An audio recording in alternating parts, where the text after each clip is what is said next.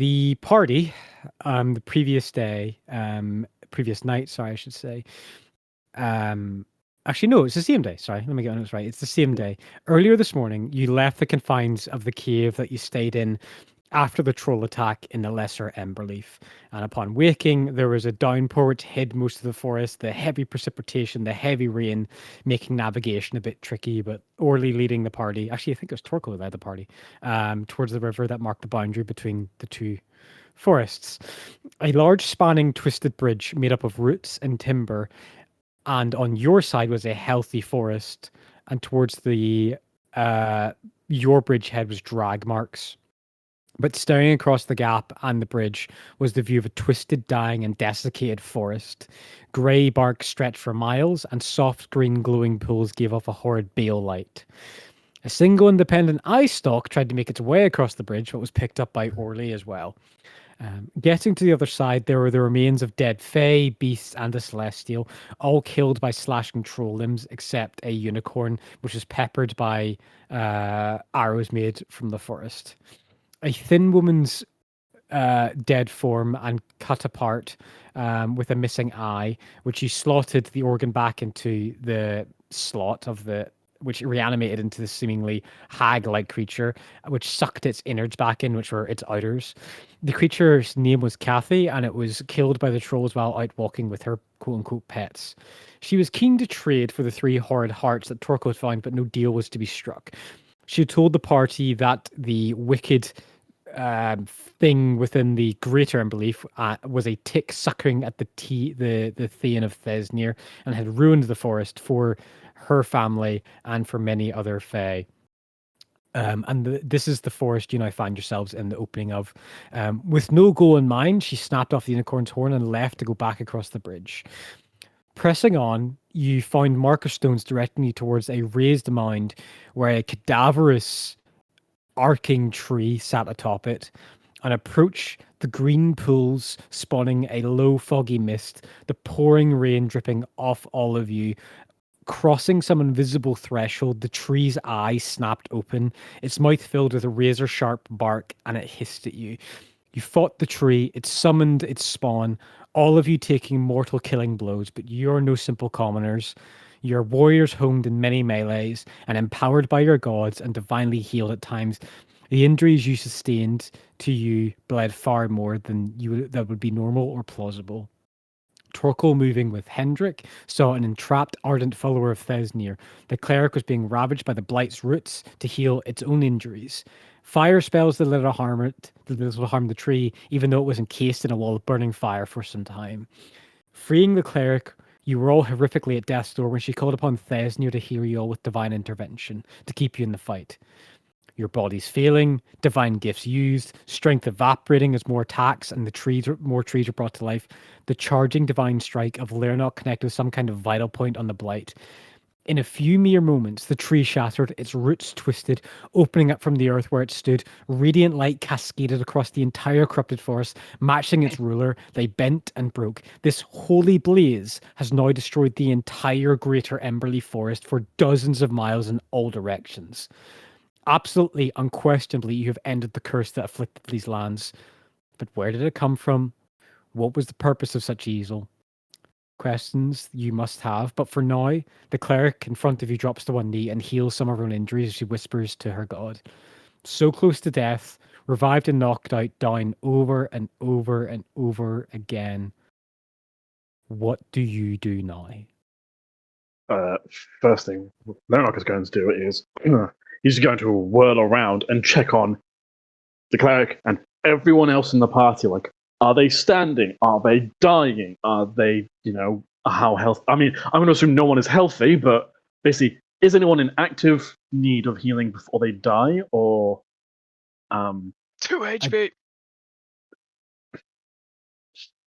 Don't believe that anyone is making death saving throws as of the moment. No. Okay. Oh, that's right. I fucking rolled a 20 on my death saving throw and stood up. I have 1 HP. I have a periapt of health. Can I use that to heal Hendrik? You can use a magic action to heal Hendrik if you wanted to, yes. Sure, I'd like to use the periapt to heal him, please. Oh wait, hang on. I just realized the last time Leonard saw Ollie was him being pelted over the He was edge, getting wasn't knocked it? right over the edge. He Yeah. got knocked, and I don't think Leonard will have seen like any sign of life from him. So they're not immediately going to take the dash action to Yeah. Are you just run like over here. laying down, like seeing the dying tree, seeing the forest die around you, or are you just like taking a moment? I think I remember standing up. I think so. I probably hunched over on a knee at this point, kind of like spluttering and trying to. The wind's being knocked out of me essentially. Yeah, like if you imagine this mound, which was kind of uniformly like a half-rounded bowl shape, it's all torn apart. The tree that dragged its roots across to tear itself from the mound, it is like a group of diggers in our world, or a tribe of bullets have ripped apart this entire mound. Like it is twisted. It would be quote unquote difficult terrain. And there are things inside of this ground. There are things twisted between the roots that are dead, between the fleshy blood piles. There are things in there that you can see passing, but not moving. Potentially good. But yeah, if this whole entire thing is difficult terrain, then Leonard will have to take the dash action to get to here, just so we can actually like confirm Ollie is alive. So that'll be what he's doing. I don't know if you want to do this in like sort of like an initiative order thing where I don't mind timings, just how people act, just how people want to act, and let me know what they're doing. Was that the bot? That must have been Hendrik. the bot. Hendrik, you gain 7 HP. Fuck. Thank you. Ollie, are you okay down there? I'm alive. I'm glad to hear it. How are your wounds?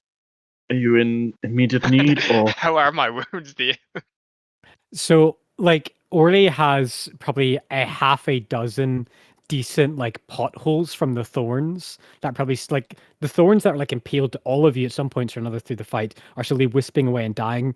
And your wounds, rather than kind of lactating blood like they were when it pierced you, are starting to, like, just ever so slightly heal over from the radiant healing all of you have endured during this fight. However, both Thoric and Leronox still have, like, sections of impaled branch within their midriff or in their upper collarbone from where that creature snapped like a bowstring an entire piece of the forest tree of trees in it was? Yeah, pretty much the entire great, like, I javelin through from a colossal gargantuan tree right into creatures of your size, which is, Would you say it hit with the force of a ballista or 3? I would say I would say it would be hitting with the force of double ballista. 2 ballista? 2 ballista. Across the sky. Right, sorry. Anyway, I just couldn't resist. My apologies. This guy. Actually, I think I'm the only one who didn't go down in this fight. I believe. Holy shit! Did you not? That's amazing. I don't think I did. I think everybody else did at one point. Get Though, right? rogues. Yeah, we got absolutely nice. But So then I was just gonna I would say then just to fit the theme a little bit better, I'm probably looking a little bit better than everybody else right now. oh yeah, that's fair. You'll see like just a wince because unfortunately as a kid I fell into a gore spot, so I kind of on a base level understand probably a little bit of the pain of Yeah. thorns just surrounding your body. So you probably see Orly's just kind of like wincing, looking up at towards you. Lyronox just kind of like, I'm fine, it's okay. Okay. And then I'll sort of get down and he'll just hold an arm out to, like, at least get him back on this level. Yeah, you can pick Orly up and raise him up to the mound. Torkel and Teodoro, the 2 clerics, they don't even say anything. They just kind of give this look, like she nods at him and he nods at her. Just that kind of, holy vestment warrior kind of like a respectful nod. Hendrik, are you doing anything amongst all this? Nah, I'm good. I guess hobbling over the rest of the party. I'll get there eventually. Yeah. Even the pools are like starting to like recede, like they're kind of like that we're giving this horrible green glow, this low mist, poisonous air in the air starts to recede and dissipate. it is immediate with the tree's destruction. The land is dead, but it is not continuing to add to the deadliness of the area around you. Ugh.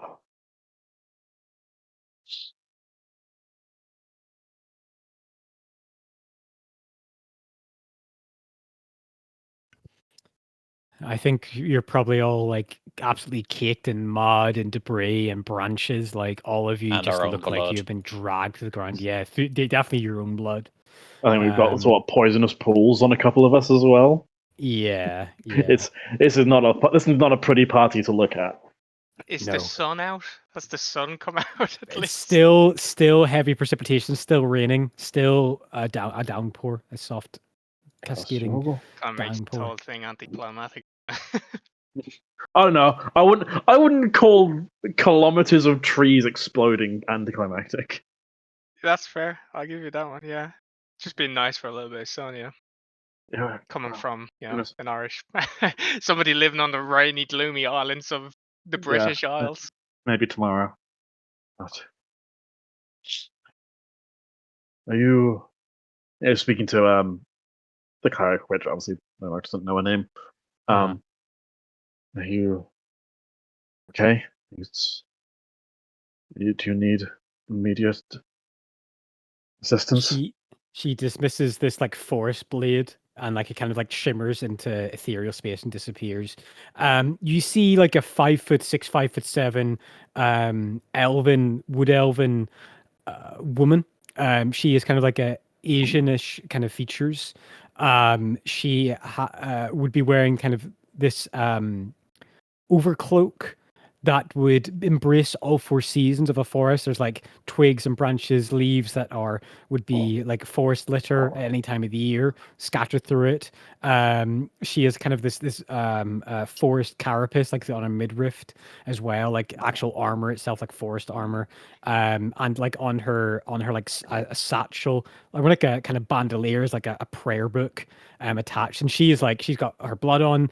She also looks like diminished, like there's like definitely a bit of blackness like to some of her veins, like whatever the tree was doing to lacquer her essence to sustain itself is like had an effect that will probably dissipate within a matter of days, if not after a long rest.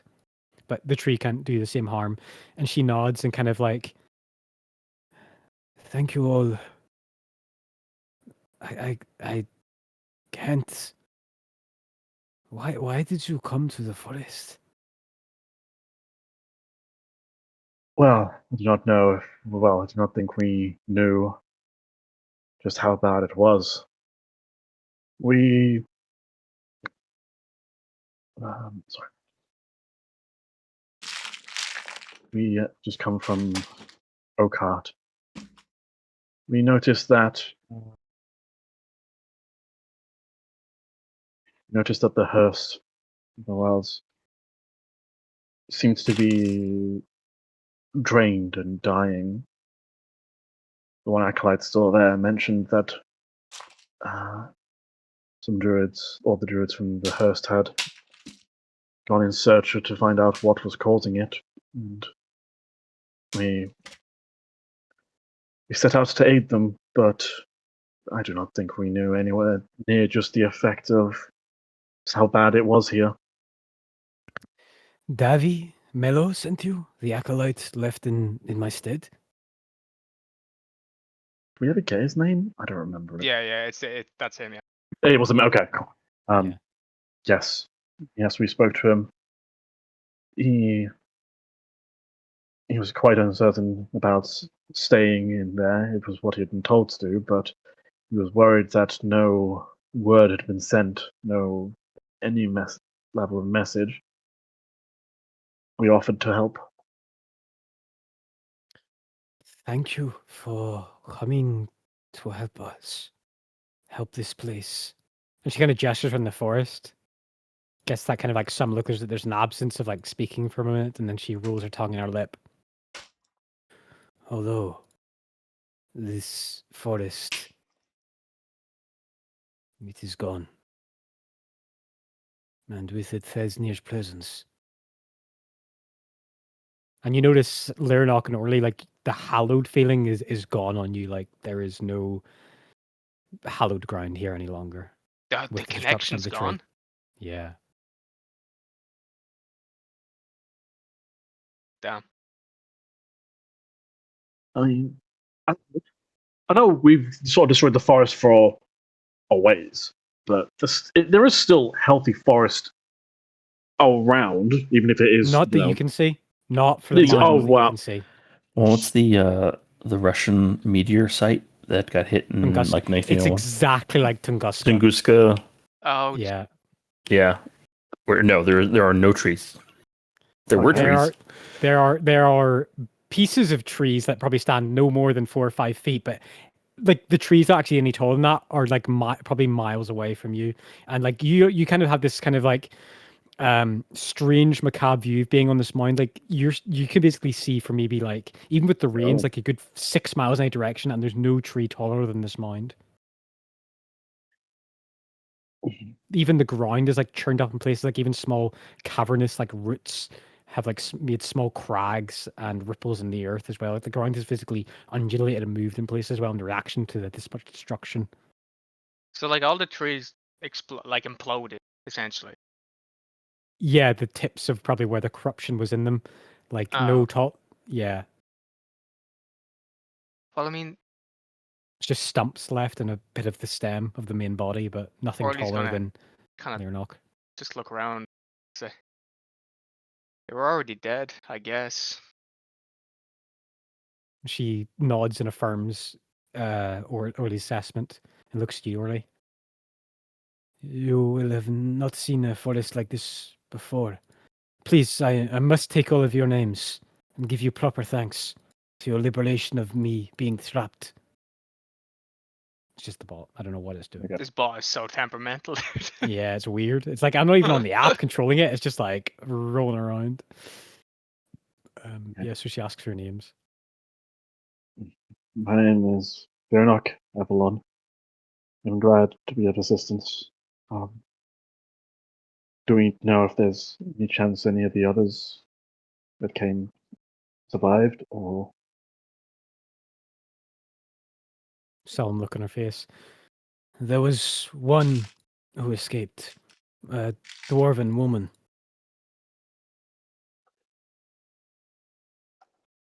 Have you seen her? That's not familiar. That sounds familiar to me for some reason. We found in the pile. We found leather armor, I think, which could have There- fit a dwarven-sized person. There was a Dweragar. Oh, okay, that's In the what it is. pile. I'll introduce myself as well. Orly Bracken. Oh, pleased to meet you. Fortunately, under these circumstances. Yeah, rain dripping, like you're still covered in blood, so is she. I'll take that as a no, then. At least not alive. Not that we think. I still have that necklace, don't I? That I picked up from the body. Yeah. That was Thesnir, wasn't it? Yes, it was, yeah. Yeah, and I bring it over to her. Yeah, she will take it from you if you let her. Yep. She closes it, closes both hands on it, and like says a small prayer to him, and then she takes the bracelet and puts it over her own neck. The rest of the followers of the Hearst gestures to where the tree stood. I watched it eat their bodies after I was contained. I've never had magic like that cast upon me to restrain me so much so. I was Is that powerless to what would have contact happened to Esni. you? Was that the idea? I don't know. I heard voices speaking to me at times, but I do not think it was the three, nor any of the operatives or corrupted, managed persons by this tree's presence. There was someone else in this forest antagonizing me and my beliefs while I was contained and trapped. A woman's voice. Labored that Thesnir's marriage within the Concord is futile. This relationship that the church has with civilization is an embarrassment. Of course, I couldn't really speak back to it, or maybe I could. I can't be sure. Everything, time and the passage and the days all blend to one, but I know it happened numerous times that I wouldn't call it a conversation, but I was definitely lectured at times.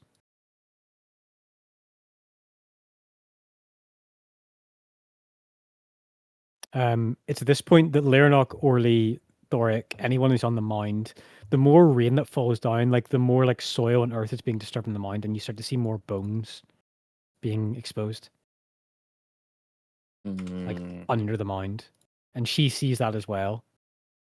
And she like crouches down towards it. Do you guys do anything? I think Leonard will probably just start a very basic prayer to the dead. Like you said, like because I'm going to assume that most people will know very everyday knowledge of a very basic Valen prayer to the dead. Just because it won't have to be the full ceremony, but just the basic, everyday layman version. Yeah. Then it will just start uttering that effectively.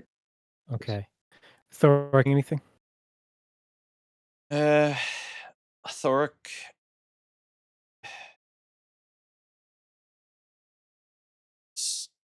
Just going to start doing a little, like, noting down of any names that she can remember of here. Note them down. Or noting the scene, everything. Just sort of making record of who they were, what happened, definitely. the place. Yeah. So as that, like, she's like to see something, and then you ask for that information. She sees you're a scholar of Bahamut, and she snaps herself out of whatever she was focused on for a moment and does to relay all the names of everyone she traveled with. Orly, what are you doing? I'll probably join in Leonok with helping out with the prayer, and I'll probably on the side try to reach out to Thesnir via prayer as well, just to try and rebond the connection if possible. Yeah. Hendrik? Are there anything left of the entities we just fought? No, they are like either entirely crumbled or like dissipated by radiant light. Like it was a cascading. Like once the tree was gone, everything else that was like functional was gone. That was spawned from it is gone and destroyed. Can I roll history to see if, or either history or arcana, I guess. Yeah. If I can place what the hell happened, like what this thing is. Yeah, definitely. Yeah. Also religion. Check. Okay, history, gotcha.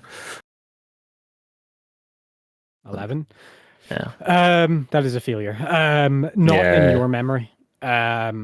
So while she's like writing down this to you, like Leonok, more and more of this mind, like this kind of trifled, disturbed ground, like there are half consumed gelatinous piles of bodies of horses, or not horses, of elk and deer, of boar, of bears, of people, of travelers, like more and more starting to get revealed. It's literally like the rain pushes down and starts to reveal more and more.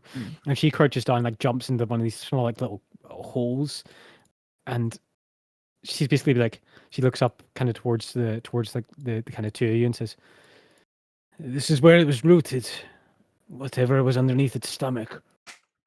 But this tree, it was not here last time I visited this place before the Everstorm. There was a chapel here. There were pews. There was a building. There was a, albeit crumbled roof. But this thing grew so fast."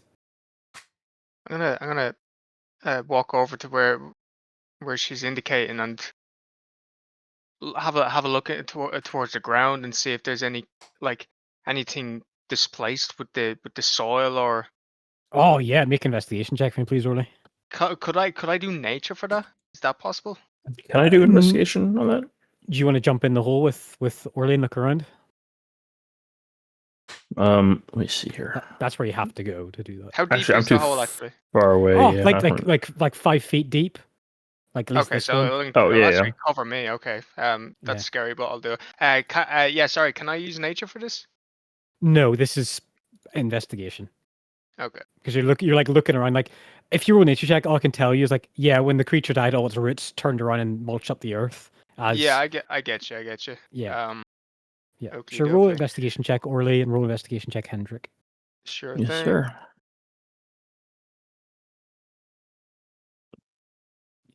Both Okay. not bad. Really good checks. So Orly, as you're like looking around, and she's more like kind of like studying. She's like, it's just not like they were being eaten. It's just like they were rotting inside its mouth.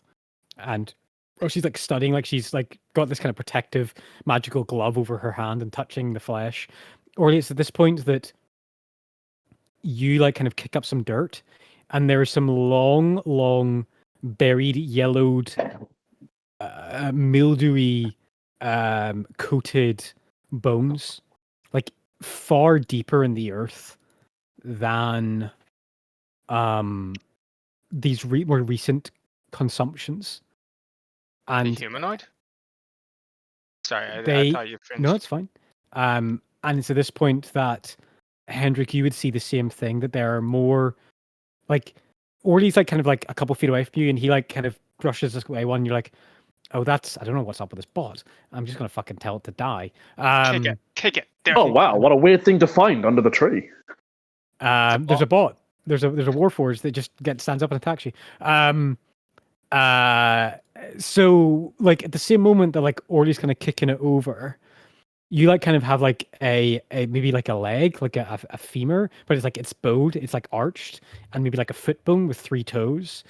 And Hendrik, at the same moment, you kind of brush aside with some like precipitation or mending, like kind of brush some dirt aside with a spell, and you see very clearly a torso connected to a lower bowed, crooked leg, like that of a goat leg or something like that, with 3 toes, like reptilian toes. The bones all kind of semi-connected. But on both of their hands, and at the same moment, Orly, you brush aside on one of their hands. On their hands is 6 fingers. What? Kobolds? No, they're way too big to be kobolds. They are Lizardmen? No, you could make a medicine check if you wanted. I'd like to jump in on that as well, just to determine the general size. Well, even the size of the. Yeah, definitely. Yeah, make the size check. Let me see if I have the Medicine check. spells. Make the size check. That's a negative. They're definitely bigger than you. Yeah, okay. But some of them are smaller. Perhaps younger ones, maybe. It's so dirty down here. I can't tell. I'm gonna stick up, and just because of how tall I am, it's 5 foot pit. You just see my head pop up. Lyrnock, are we gonna be able to rest after this? Because I can. I'm limited on my spells, but I may be able to use them to help with this. Oh, I do not know. I mean, everything around us is dead for like a mile, right, or a kilometer, whatever. Miles and miles of nothing moving. Not even. We should be fine, right? Yeah. I mean, we know that there was someone, because something must have set this up, but I don't know if anybody was staying nearby or what. But my question is, are we going to camp here? Teodoro, when you ask that, says, if we can get to a living plant, a tree of decent size, I can take us back to Wolcott. Oh, fantastic. Well, there was still. Can we see any? Well, I'm in a hole, but can you guys see any? Well, we've got the what's it called? The lesser, I believe. Where you cross the bridge. Yes, it may be fine. Still but... the lesser Emberleaf Forest, but that is. How far away was that? I mean, I don't remember it being 2 hours too away far. from it. You're at 2 hours away. Yeah, it's 2 hours. from It's still quite a lot in this state.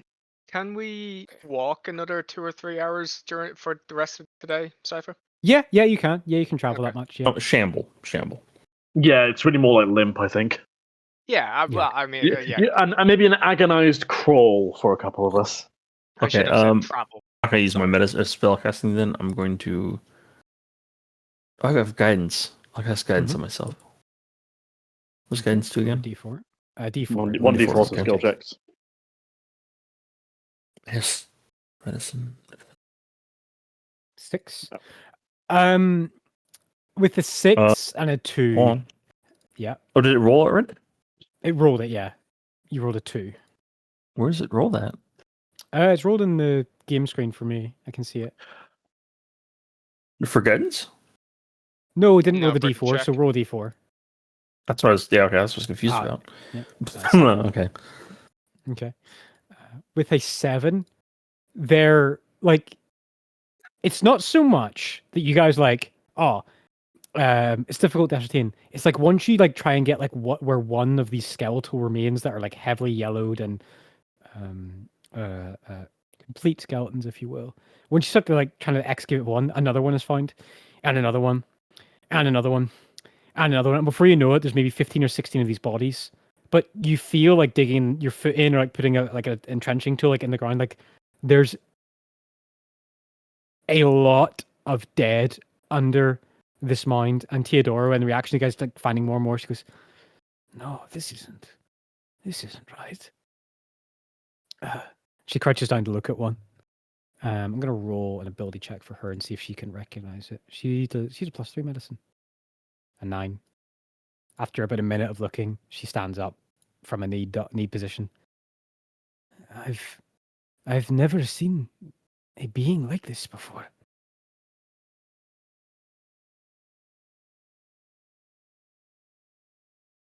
I'm just look up at Lyranok and say, Lyranok, I think there's been a murder.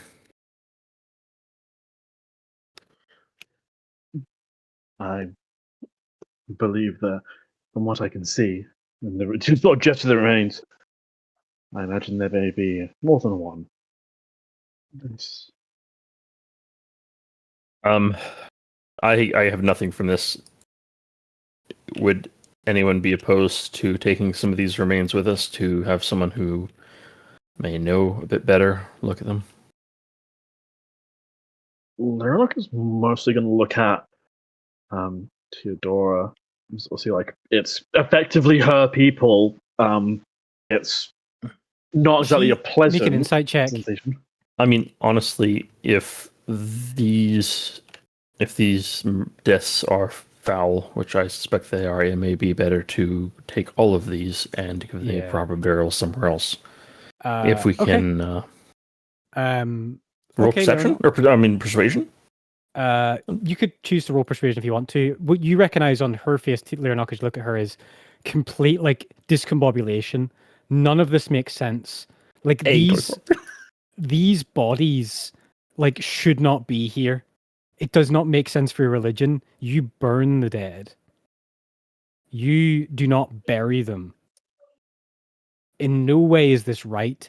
And what she's like kind of judging is like the age of these bodies, like being under the earth, are centuries old. Oh. Huh. Like Right. maybe before the Thane was even put up here. Or maybe. Could it be that something is like magically aging them instead? I will roll a. That's not a bad idea. I'm gonna roll something for her. Because again, there's like in a world of magic, you can do some wacky things like aging. So, things.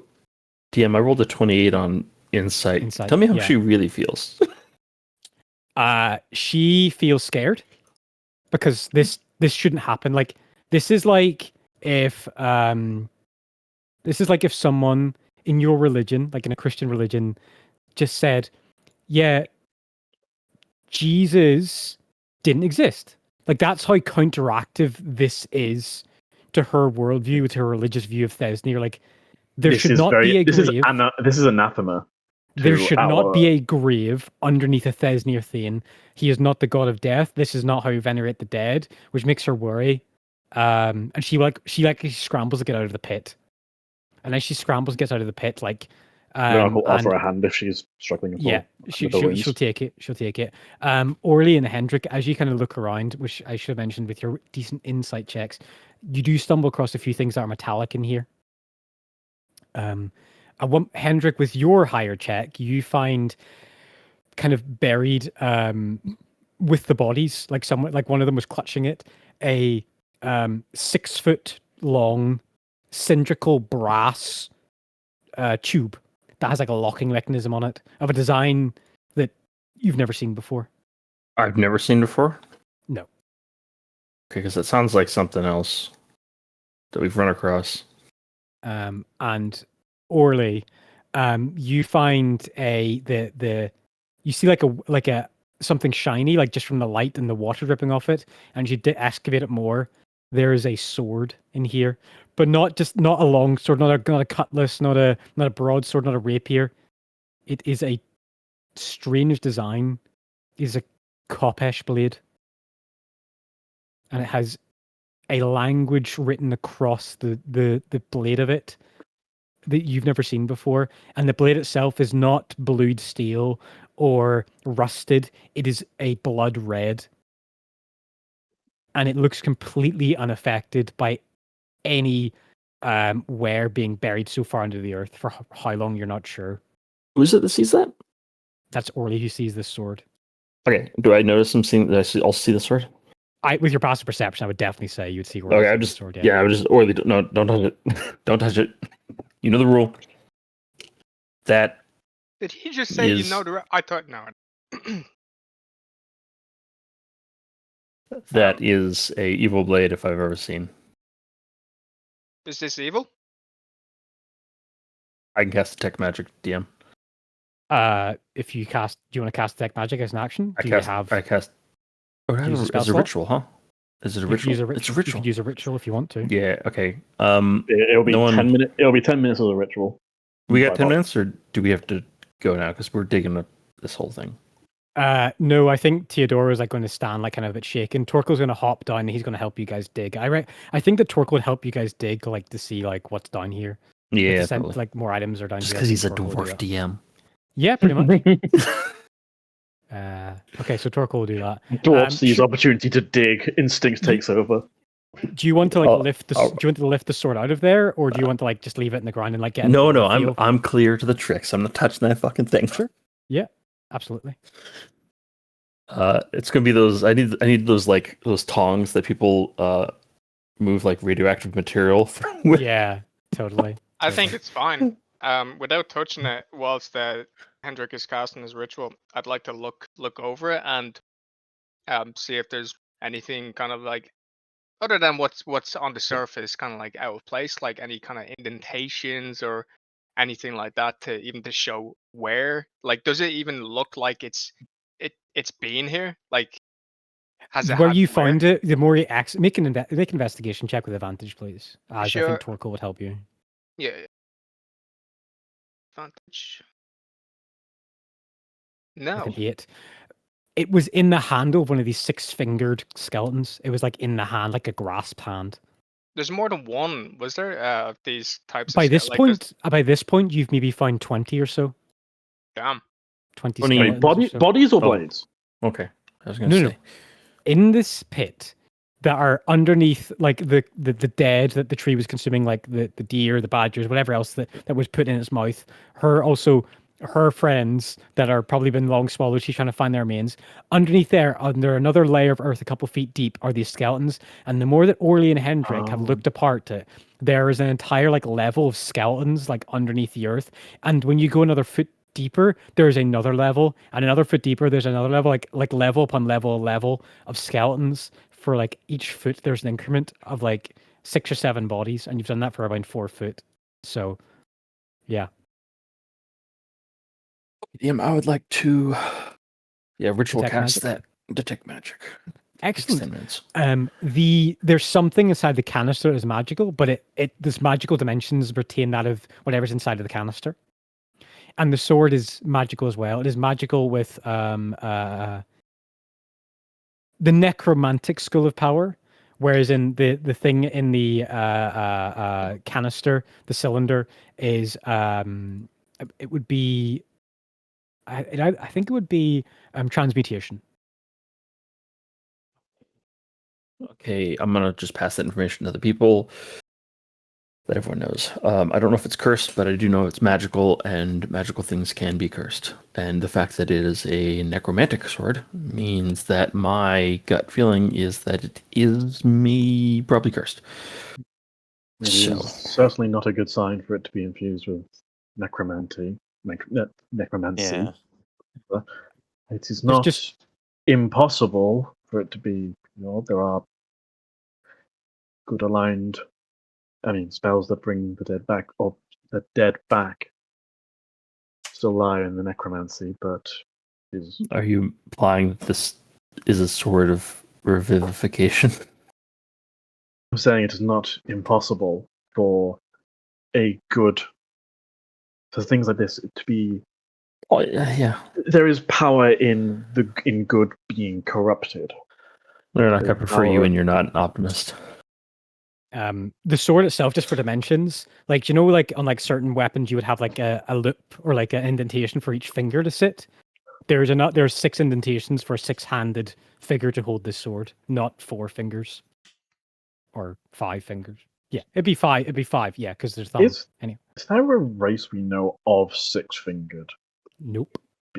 No, but all of these skeletons have 6 fingers on both hands. Aliens. Have we found any skulls? Yeah. That's a good point. What do the skulls look like? They look similar to that of like a human or like an orc or an elf, like similar dimensions. That's terrifying.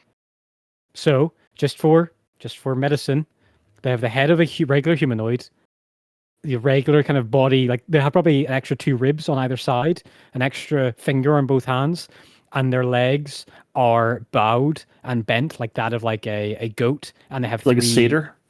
Yes, exactly like a satyr. Reptilian satyr bones with 3 toed fingers instead of a hoof at the bottom. Serpentine, goat-legged, 6-fingered people. That is a combination I have no idea what to do.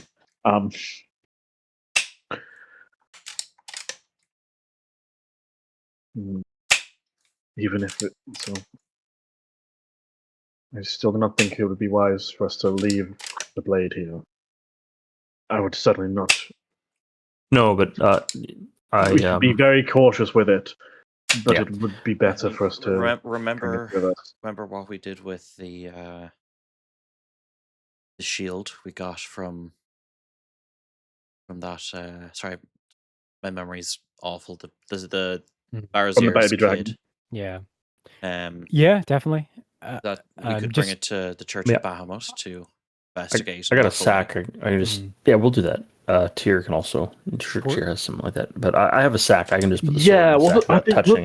There was a process specifically for like potentially cursed items or something, wasn't there? Yeah, you get them sanctified by a church. Also, Torkel can ritually cast sanctifying these items if you want them to. Oh yes, that'll be very handy. Oh god, that costs 100 gold, doesn't it? No, he just needs to have a pearl present. As long as it doesn't use it up. Oh, that's it doesn't consume it. I thought it consumed it. Okay. No, it just Torkel can ritually cast these. What one do you want him to start with? Sword. Blade. The blade? Yes, please. That's one I think we want to know more about immediately. It's red and it's necromantic. Yeah, we want to know. Okay. All right. Okay. He ritually casts it and drops the Kenosi prayer. And this entire time, Theodora was praying to Thesnir. She's doing her own thing, praying to Thesnir. I think Identify tells you if it's cursed, though, does it? Depends on the GM. Yes, it does. Arcana check it. Off the top of my head, I believe the Cypher is a more generous DM than I am when it comes to it. He studies the blade over the course of this ritual spell, and he gets a sense of what it's capable of. He says, this sword if a mortal blow is landed on someone, it has the chance to instantly kill them. I'm sorry, is this a Vorpal blade? Also, Obviously, this is out of character, but like, there's no way that's fucking Vorpal No, blade. There's gonna be something. I think Vorpal blades are like famous, and it's like vampires. Everyone knows, stake the heart. He says, although this ability is limited, and once it is fully used, it is impossible to get back. Also, one use Vorpal blade. No, it has multiple charges. That I can tell, but how many I cannot say. People would have to bond to this weapon for that to be known. Okay. So Do not feel comfortable with- mechanically, this is a +2 longsword. Yeah, I have guidance, and you would have told Sean if Torkel had to make a roll. Did he have to make a roll at all for detecting? Okay, Just identify. Just as a spell, it clicks, it casts off to originally cast it. I wasn't finished my description, by the way. sorry. So it is a weapon also known as a 9 lives stealer. When you hit a creature with a natural 20, if that creature has less than 100 hit points, it must make a DC 15 Constitution saving throw or be killed instantly. Constructs and that is no joke at all. undead. Constructs and undead immediately succeed the saving throw. That is still no So joke. angels. That'll work on angels. It would if they're on under 100 hit points. Oh, under 100. Missed the part. It's kind of like a pocket powered kill. Yeah, sure. Which is no joke. Very dangerous item. I do not know how comfortable that would be with people bonding with such a weapon. That I think that should be put in Even- the care of Bahamut, locked away. Can Torkel tell if it's an arcane or a divine Weapon. I'm gonna roll an Arcana check for him. God damn! Can I give him guidance? Back. Sure, you can. 4. Roll a. Oh, it should have been. I don't know why I rolled with advantage.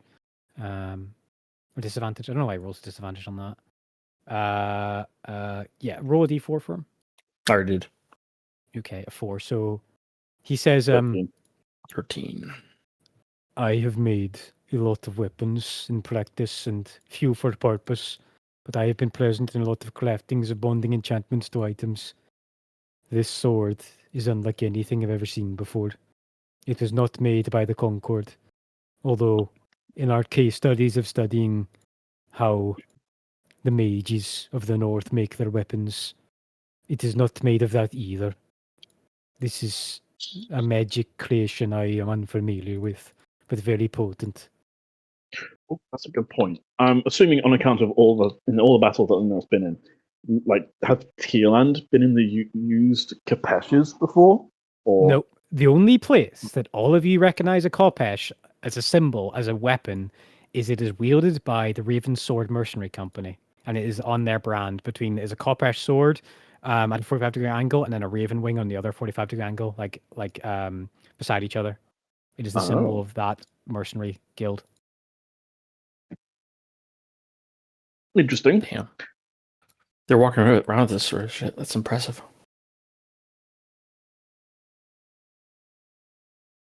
I think we should be very careful with that weapon.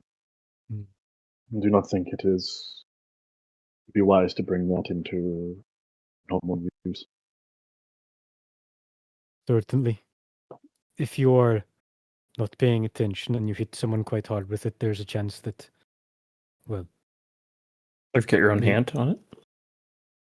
No, you would, even in a sparring match, if you hit them hard enough and strike blood and through, you would kill them instantly if they did not have enough constitution to weather the ability.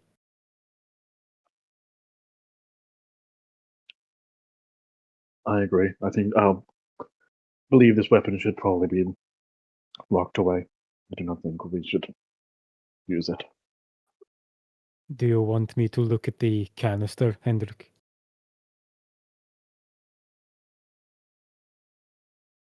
Yeah, that'd probably be best. Okay. He will ritually cast Identify on the canister. And after it ends, he starts to chuckle. And he just goes, no fucking way. What is it? He clicks the lock and a roll of fabric falls out, 6 feet long, and it unfurls to 10 feet wide. This is a flying carpet. God, I wish Don was here. Oh my god. And the carpet, the design on the carpet is it is a strange kind of design. It has the pattern of a flaming bull with two heads uprearing and breathing like chilled breath, like frost breath out of both its mouths, but its heads are on fire. Not a creature any of you guys have recognized before. That's an odd one. And he says, How he says, does a flying carpet work? he says, right, and the carpet like goes a foot off the ground and starts to like levitate, and he stands on it. Holy shit! Can you show me the world, Torkel? I can show you many things, little man. Let this be one of them. Throughout the kind of ritual and identification and stuff like that, we probably would have been digging some more. Does it look like there's just endless, copious amounts of like bodies, like skeletons? The If further you we take dig, the entire time from ritually casting, like Orly, like as far as you dig, like to a point where you actually like might need Hendrik or Thoric to lift you out of the next hole, like there's just layers and layers of like dead whole skeletons. so essentially, this whole mount has just been it's being built by skeletons. Essentially, it's the Yeah, foundation. the mound. I mean, the entire mound is like 100 feet tall. Like from where the low point of the forest, like to where the top of you are now in the multiple levels is like 100 feet. Oh god, 100 feet is massive. You got to remember, you guys came up multiple levels, like from the ground forest floor. Yeah. You know. And like after the initial like batch, are they all these six-fingered Yes, humanoid creatures? they They are all like that. None of them are anything else. After the initial lot, was it? So there's the whatever was the quote unquote Yeah, there's because stomach of there's the tree. bunch which had the the initial. I'm going to call it the initial layer, which was Theodore's friends, Yeah, kin, whatever, the animals and things, and then after that, there's this layer of these other creatures. what I will say is, you guys were able to see like how deep the roots went in, which went in pretty deep. These dead things, I will say, with Lyranok there and Hendrik, and you guys have intelligence, Hendrik. This tree Thank you. is not responsible for these skeletons. They were buried under here far before the tree came, and that's probably what has got Teodoro so upset. Sorry, real quick. What was this? A church? What deity was this church? Fesni, the god of nature. It could be that rather than the tree being responsible for these bodies, it could be that these bodies were responsible for, or at least aiding that tree. I do not think something like that could come from without a site of power. DM, can I roll a history check to see how long that one mercenary company's been around? Because that might give us a timeline. Definitely, yeah. Absolutely. I'll do it with guidance on myself. History. God damn it, man. What did you roll? 8. D4. I roll 11. Somewhere around the year, 550, somewhere around there. How many years ago was that? Over 1,000. Oh, fuck, that didn't help us at all. Somewhere around there, you would know, anyone would know that the Ravensword Company was founded during the Age of Champions. Okay. Going off the pantheon, is there any stories or tales of who were the first in the pantheon and who came later? Your cosmology of the pantheon is that when your gods liberated your ancestors from the Medjocracy, they all just existed at once. Like they had had enough, and your faith of your ancestors was enough to empower the gods to destroy this continent-spanning super arcanist empire. And when was the Medjocracy? How many? It was like 3,000 or 4,000 years, was it, or longer? You can check the timeline feature in Legend Keeper, and you can see the timeline. Would Orly know though? Is kind of. It would be taught to anybody. Like this is the basic rule. This is why we don't like mages. The Soul Imperium reigned for 2,000 years. And before that, it was Pandemonium. So 2,000 years before your calendar even started, or at least that's when it's believed to be. I mean, it's not exact, but historians agree that the Soul Imperium ruled these lands, ruled the world for a period of at least 1,900 years.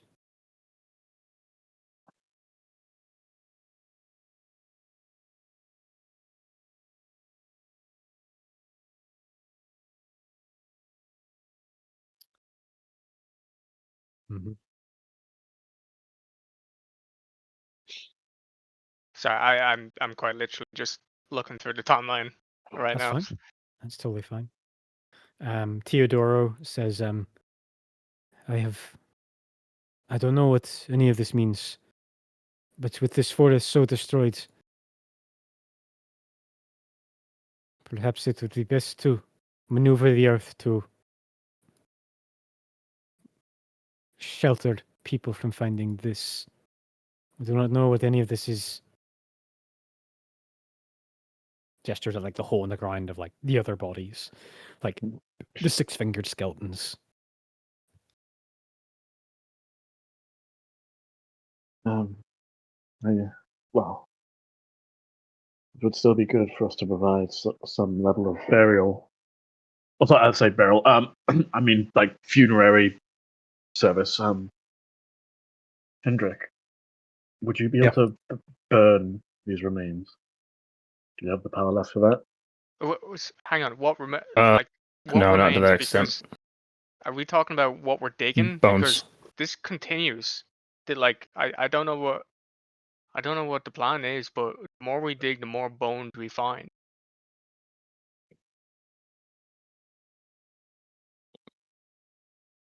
Maybe, but I think the best thing we can probably do is burn what we can see, and maybe just, if we can, leave markers around of what's here, not to disturb. If you want to. I mean, you look at Theodora, like, these are ultimately, some of these are your people. This was a symbol of your faith. We shall leave the decision up to you. We will let these poor things that were eaten by the tree and my friends, we will honor them. But anything that is deeper, these yellowed boned figures, we will leave them. We shouldn't touch them. I agree. Agreed. I'll attempt to. Well, we're gonna want to separate them, so I'll attempt to kind of like lift out the non-yellow bones, I guess. Yeah.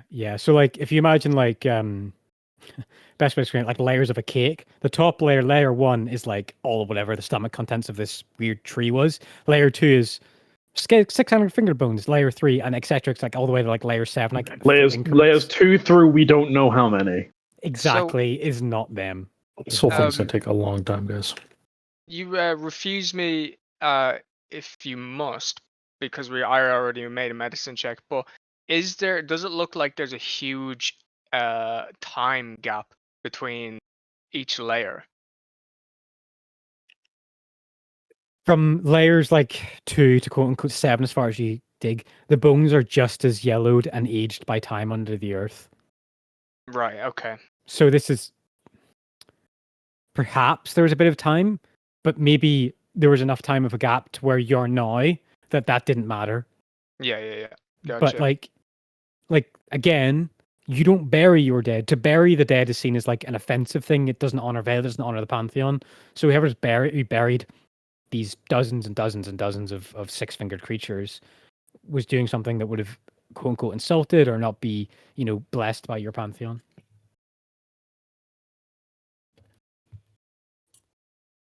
Thank you. Yeah.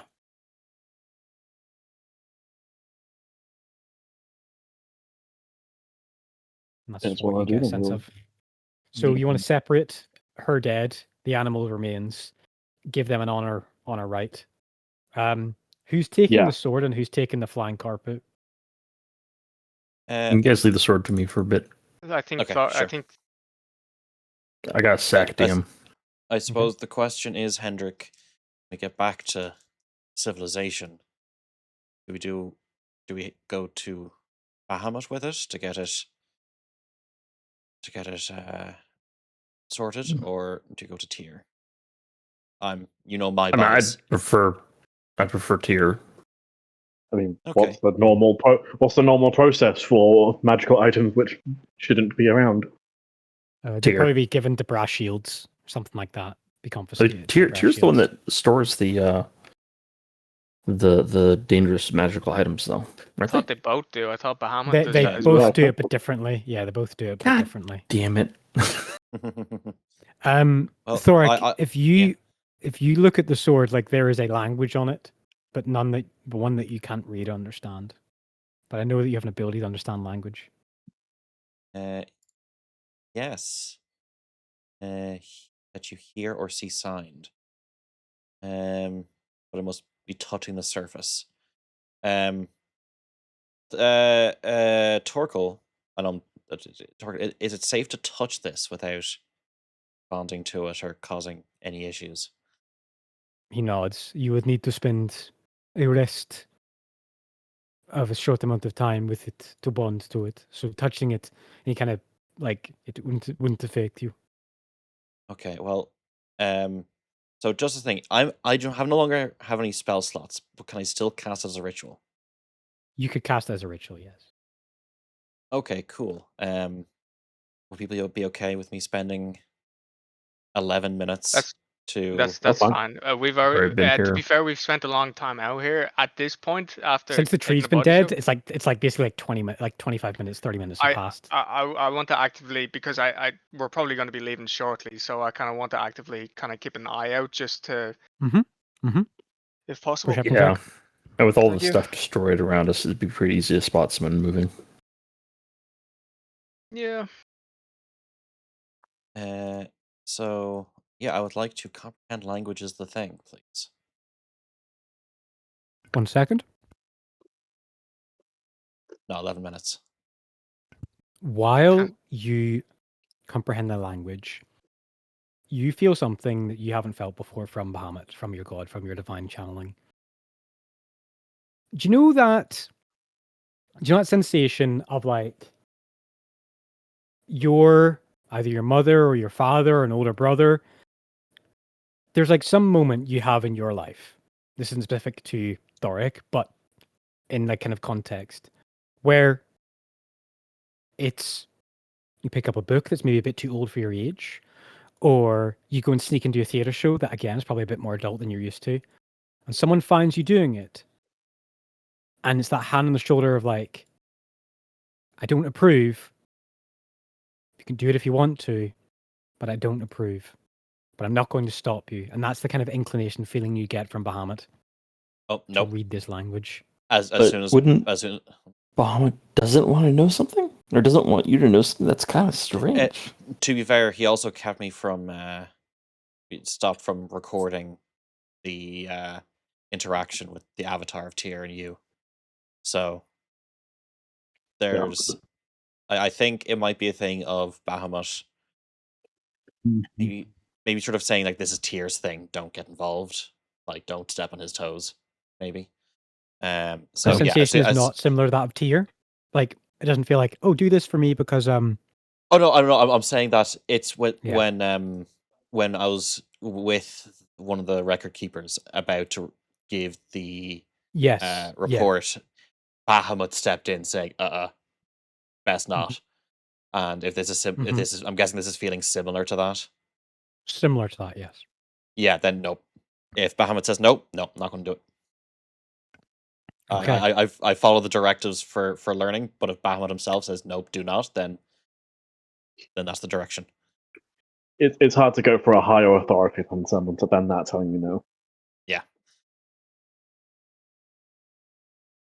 Mm-hmm. Mm-hmm. It's not like he outright was like forbid you from doing it. Like you could still do it if you want to, but you refuse, and for that, you feel thanked in some celestial way. You guys want to gather your things. Again, you say you have a satchel. This is a 6-foot length of rolled carpet. That's about diameter of like half a foot. Like it's a huge carpet. So you're just gonna. It's like carrying a carpet from the carpet store you put in your rug. So Can we there's just the have it like canister. floating alongside us? You could, yeah. You could put a bunch of your crap on it and get it to carry along with you if you wanted. Yeah, What's so the- instead it was having to carry What's the the carpet. Concorde's stance on its usage? Never Like- seen one before. No, but as in, like, is this not technically an arcane item that, or would it? You've never heard of a flying carpet before, any of you. Like this is brand new to all of you. So who knows? Well, Torkel knows Mhm. because he knew about that shit.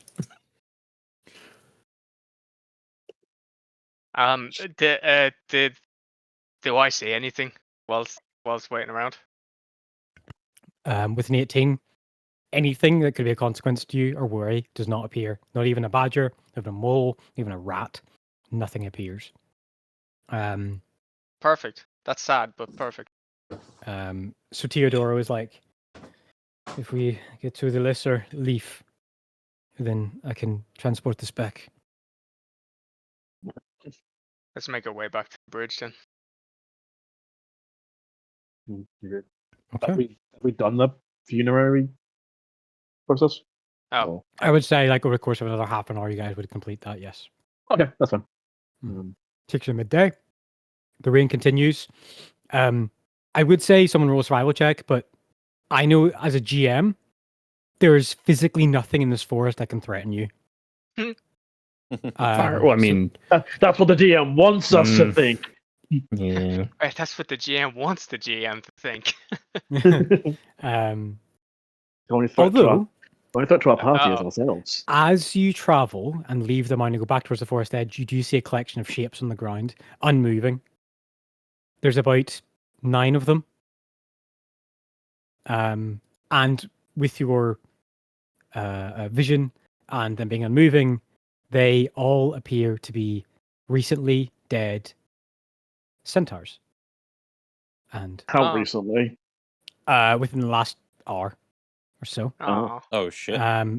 They have blood coming out of their eyes and mouth, and all of their there's been a rupture in all their chests where their hearts would be. No. Are there like any signs of corruption or anything on them, or? They all have the bark underskin like the trolls did. Oh, okay. Yeah, I have a question, and it may be a silly question, but still, humor me. Do centaurs in this nation pay taxes? No. Okay. Since they're intelligent creatures. They're fey, aren't they? They're fey, yeah. I mean, elves are part fey, aren't they? Yeah, but not like in the game sense-wise. Oh. Well, maybe they pay taxes. Oh shit, that changes things. Okay. Because all of a sudden, trolls are giants. They're a whole different thing. But suddenly, there's a band of fae with this symbol. Not anymore. No, but what if? Because maybe I'm off here. I remember there being the idea of some Fae don't agree with the deal we made, right? With the pact. Mm-hmm. What if the creatures doing this are these Fae? If they dislike the idea of the pact and are doing this, and just sort of gesture as a way of fighting against it.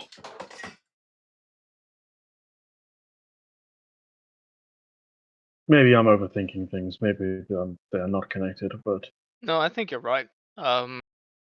Because as our cleric friend kind of mentioned, there was a voice trying to connect with her, and it seems as if there's something trying to rally against they Pantheon. meant it's not just against the Pantheon. They think, from what we were told, it seems as though it's against the marriage of wild and civilization. The bond or the border between the two is what it stands it against. What if, again, this is, if they believe the wilds should take over completely, this could be a way of doing it, but there are too many possibilities here. Two things. On the back, like horse saddle side of the centaurs, are the bodies of goblins and the dwergar and some elk. It looks like they were all carrying these towards the tree when they died. Good lord, that's a good thing they didn't show up during the fight, if they are servants of the tree. Yeah. Okay, so it specifically looks like that they were carrying these. It would explain the hoof tracks around the butchery area at the other side of the tree that you followed to this mound. Aha, we found the mystery of the horses. They weren't Exactly. horses. And Teodoro adds that this is what attacked us and drove us towards the tree once we broke the tree line. They funneled us towards it. I've never known centaurs to act such a way. Were there any other creatures within this forest acting out unusual? I appreciate you probably did not have else to look, but if there were other kinds of Fae seeming to act in support of it, then it supports our theory somewhat. I do not know. She kind of walks towards one of them, the largest one. If this was a conscious choice. This was the chieftain's son. And she kind of like points towards his chest and like the bark on there. I spoke with him not but a year ago. And there were no of the pact between Oakheart and the forests. And he was not like this. And when I and my friends labored them to cease their assault on us and attack, it was like they couldn't understand us or wish not to. They were not communicating and speaking Sylvan to one another as battle tactics either. Just like they were connected, like they moved in tandem with the tree that eventually ensnared us all. That changes things then. Something that could, these beings are normally capricious and not fond of the idea of control. Something to take over like that would have to be powerful indeed. Look what we just fought. Was that not power? No, that was different. That did not seek to control our minds, nor our nature. That was raw power, yes, but not power in the means of dominating and taking over someone's mind and changing their actions. I do not think so, at least.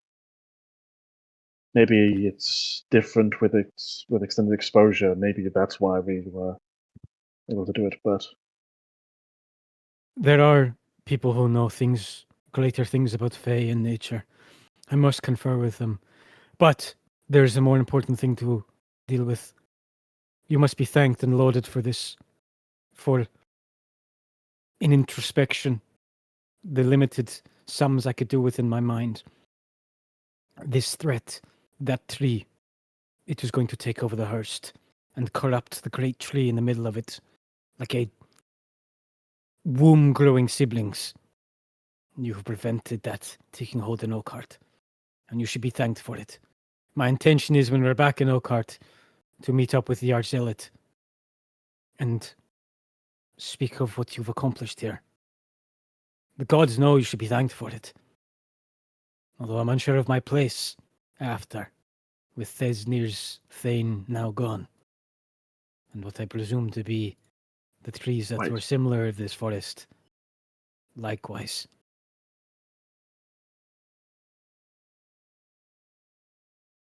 We shall see what has happened to the Hearst. It was the corruption there was progressing, was getting worse, but also sorry, I have to tell my head. It was nowhere near as bad as this forest, was it? No. It was not even close. So it could be that the Hearst itself has survived, that we were able to defeat this before it became too bad, or too much for it. But it may be worth seeing what has happened, what has taken place there before you make any significant decisions. That is a good decision. Come. We make for the bridge. And you guys want to leave behind the centaurs? Any more investigating towards them? You said their hearts ruptured. With your medicine checks, like in the time you're given, like it literally looks like their hearts have burst in their chest, and that's why it explains all the blood out of their mouths and their eyes. Okay.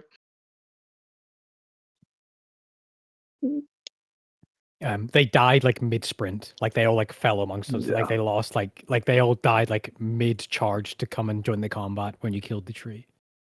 Good. I just want to let you know, in 3 rounds they would have showed up. What, we would have been dead, like Probably. 100%. Yeah. Right. Okay. Cypher, you have to chill out, dude. You're killing No. us. No. Yeah, he was literally killing us, but it's fine. You guys survived. Yep. Thanks to divine intervention. Very much. Moving through this destroyed wood, this ruined wood, as it will become to known in the years to come. You get to the edge of the bridge. The bodies that were on the back of the centaurs match up with the ones taken that from this pile. While you've been gone, the unicorn's body has been like butchered. Like completely. Like there's like pieces of it everywhere, like skin and hide. But it's been completely processed. But you don't see any of its remains. However, looking across the other side of the bridge, across the misty rain, the lesser Emberleaf is completely unaffected by the destruction of the greater Emberleaf. It is just as a healthy forest as you previously left it. Good. I'm glad to see that nature continues here unabated from what we can see. Mm-hmm. Nodding in approval, Theodora steps across the bridge, and she will take out her book. It will levitate in front of her, and pages will seek to spiral, and the book, like the spine of it faces her, and literally holy words ripple out of the book and take like a shape, like 3-dimensional shape, and start to ripple across a tree trunk as she begins to cast transport via plants. Fancy. And as that happens, the writing seems to like literally like cut a portal like doorway in the tree itself that starts to open up like a spiral, like a corkscrew, like undoing itself. And you see rock and stone and light, torchlight. You can hear noise. You can hear people's voices. You can hear wagons being pulled. You can hear society, civilization, and then you can see it. You can see like the reaction to people's faces as they stop and gape at literally a hole in space in the side of a tree as she begins to walk forward. She says, "Hurry up." And for a minute, you guys all step forward. Yep. As you all magically are transported back to Oakhart. You're not standing in the Hearst, however. You're standing in adjacent forestry right next on an overlook in front of the twin castle with unbreakable or spending value. Like you're in that front gardens in between the Vault of Deceit, Okay. the Grand Hall of the Golden Veil, but you're looking on the uphill, like down towards the Hearse of the Wilds, and like incredibly matched from the view that you've got. Like she purposely picked this tree so that she could get a view. The Hearse of the Wilds is destroyed. Like it has been affected by the entire destruction of the Emberleaf. Like it is, it is subjected to the same thing. And there's panic. There's people like, oh, and they realize that like you guys are all injured and bloodied. And before you know it, Brashield runs to you. She explains the situation. She asks for the Archzealots to meet her at the Hearst. And what do you guys want to do? Do you want to follow her to the Hearst, or do you guys want to go your own way? Oh I yeah, I think mean, Luna we wants to should follow. Yeah, follow. I mean, if you wish to go and deal with the item right away, I will not stop you. But it would be good for some of us at least to follow to the house. I'll be able to think- just write down my sort of notes on the weapon, my diary later cipher, can't I? Yeah, I can tell you exactly what the weapon is. It is a +2 weapon, so like it's a decent upgrade from Shatterspike. And you are going into a Absolutely tournament. no moral quandary whatsoever. And you are going into a tournament. Yeah, but it's fine. But it's fine. Hey, if I was a player, I probably wouldn't use it either. An instant death dealing sword. You walk down the slope, past the charity gardens of Baldray, away from the Twin Castle, towards the Hearst, and there's a crowd gathered. Like there's very much clearly like the populace of here has noticed that the entire Hearst is destroyed, and there's a quarantine. Like Brashield stopping people like coming in because they don't know what's happening. Teodoro approaches and presents her sigil of Thesnir, and they instantly step aside. You follow along with her. You walk up towards the great oak tree, the towering one that is like still shattering into radiant light. Like think of like the great Erd tree, like but slowly turning into like radiant light, and dissipating and disintegrating, but very slowly. Davi Mello, about 150 feet away, is like in front of a group of people, and people are like asking him questions, and he's like very panically trying to explain things to them, and they're just talking over him, shouting a question, and he like he doesn't seem to get the answer in time. Someone else speaks up, then someone else speaks up, and the cleric you're with of Thesnir makes headway towards that crowd of around 60 or so people that's started around the acolyte. He's like standing on top of like a small tree stump. Do you guys do anything? I was mostly going to I'm going to say back her up if that makes sense, but like you just sort of walk there and be a presence a little bit, like just a little bit off and behind her. He's going to let her take the lead at the moment because this is kind of her territory, her domain. But if she needs help, Lunok's there. Yeah. She marches forward. Thaumaturgic boom. Calm yourselves, citizens of Oakhart. All is resolved. She levies two hands like to simmer down.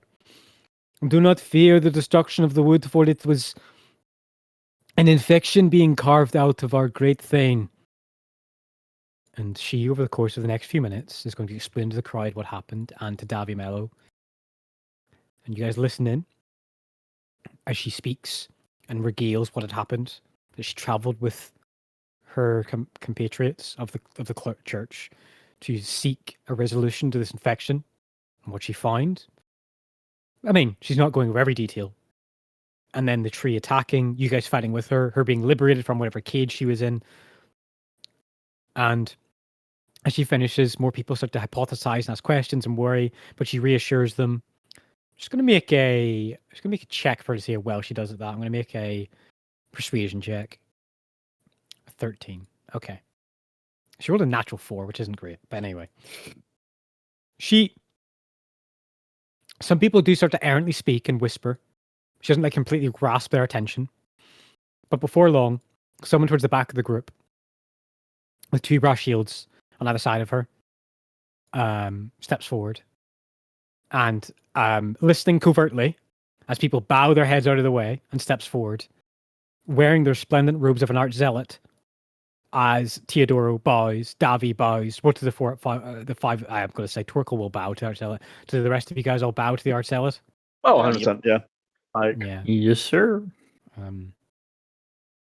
Teodoro says, Arcelet Perez. And she just goes, rise. It is quite all right. I heard your explanation. These travelers who came to help you. She looks towards the attention of the five of you and casts her eye back towards. I will have words with them and you. This is a worrying development for the Hearst, although I hope we can talk in a council meeting of the direction of Thesnia's acolytes here in Elkhart. And she nods, accepting. I will see you later this evening, cleric. The Archzealot approaches the five of you and says that you guys can unbow your heads if you want to look at her. And you see a well-dressed, immaculately groomed, hair tied back, obfuscated, eyebrows shaved off, a slight bit of like face makeup on like the neck and the chin to accentuate her like features of being a halfling. And she says, you have the courtesy and gracious applause of Oakhart's Archzealot. Thank you for contributing towards its safety. I would like to thank you professionally and properly. Will you join me at the hall on midday on the morrow? The where? The hall of the I'm Archzealot, which assuming is the like hall, the yeah, top, hall the of the main. Archzealot. Oh, the hall. God, I heard Yeah. hole. I'm like, I heard hole. what? Join me in the hall. What? Yeah. It's a bar yeah. or something? Or? Yeah. The hall of the Archzealot is what she's listening to. You know, I'm also immediately realizing the hall of the Archzealot is really close to the wall. Hmm. You'd feel that would be more in the center, but who knows? I heard the same thing from Toxie. The hall. Hall? So, okay, the hall. Gonna go to the hall. No. See, what you're saying is that. Or that. I mean, What you yeah. should be saying is that. that. There's a hall pass. All right. So That was perfect. Thank yeah, you. There you go. So she says that. Yeah. I'm just having fun, guys. we would be honored to meet with you tomorrow. Good. I will have refreshments and accolades presented. Bring your identity stones, for it is important. And please dress adequately as well. If you need use of an Amelin priestess to reprieve and relax after such an ordeal, approach one and inform them the Archzealot is obliging the costs and donations of the services you desire.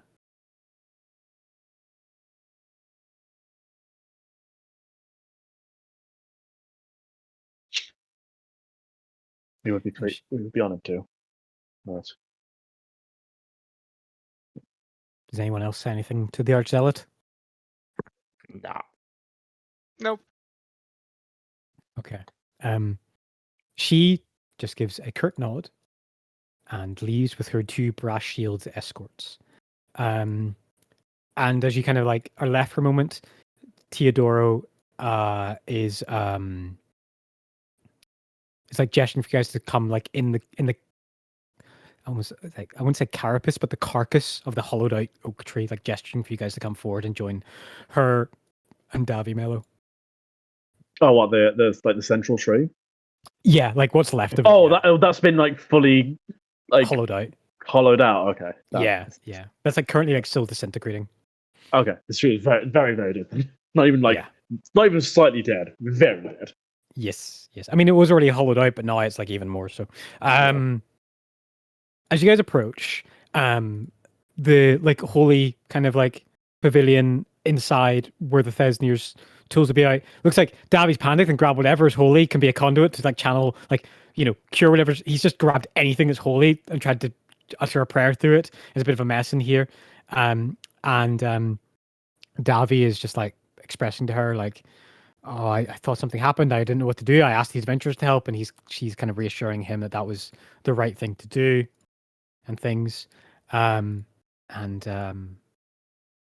all of you look battle-born, worn, tested by the fight you've had. You haven't short rested yet, so you're still like just as I'm fucked 2 up as you were HP. before. Still Yeah, 2 yeah. HP. You're just as fucked up. But before she bids you adieu and you guys go on your longer way, she is going to say to the five of you, there's kind of like I don't want to say like a secret lever, but there's like a hollowed out piece of wood. She taps, sounds solid, taps, sounds solid, taps, sounds hollow. And she like plant shapes a finger hold and pulls something out, and a slot in the tree comes out. She reaches inside of it. This wood elven woman, and there's this like heavy, not heavy, but like decent like box, like maybe box is the wrong word, like a lacquered wax container. And she like brings it over towards you, towards a table that you guys all gather around, and she says,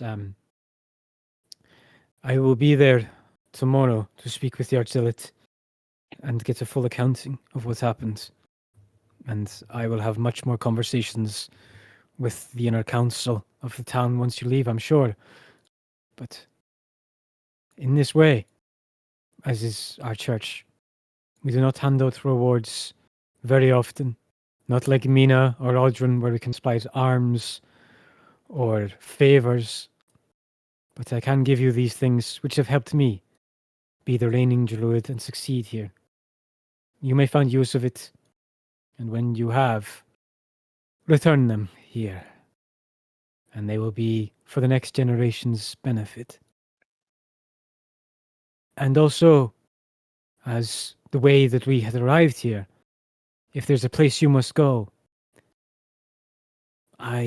if I have been knowledgeable and plant life still lives and remains there, I am happy to oblige you coming and going from Oakart. Oh, shit. We greatly appreciate the offer. At the moment, we will be staying in Oakhart for the next days, week at least. Our friend here, and your gesture to Thoric. Our friend here has business with the tournament specifically, but we are very grateful for your offer. Yeah, she nods and says, these books, it will take some time to study, but if you concentrate hard enough and take in the lessons, they will serve you and imbue you.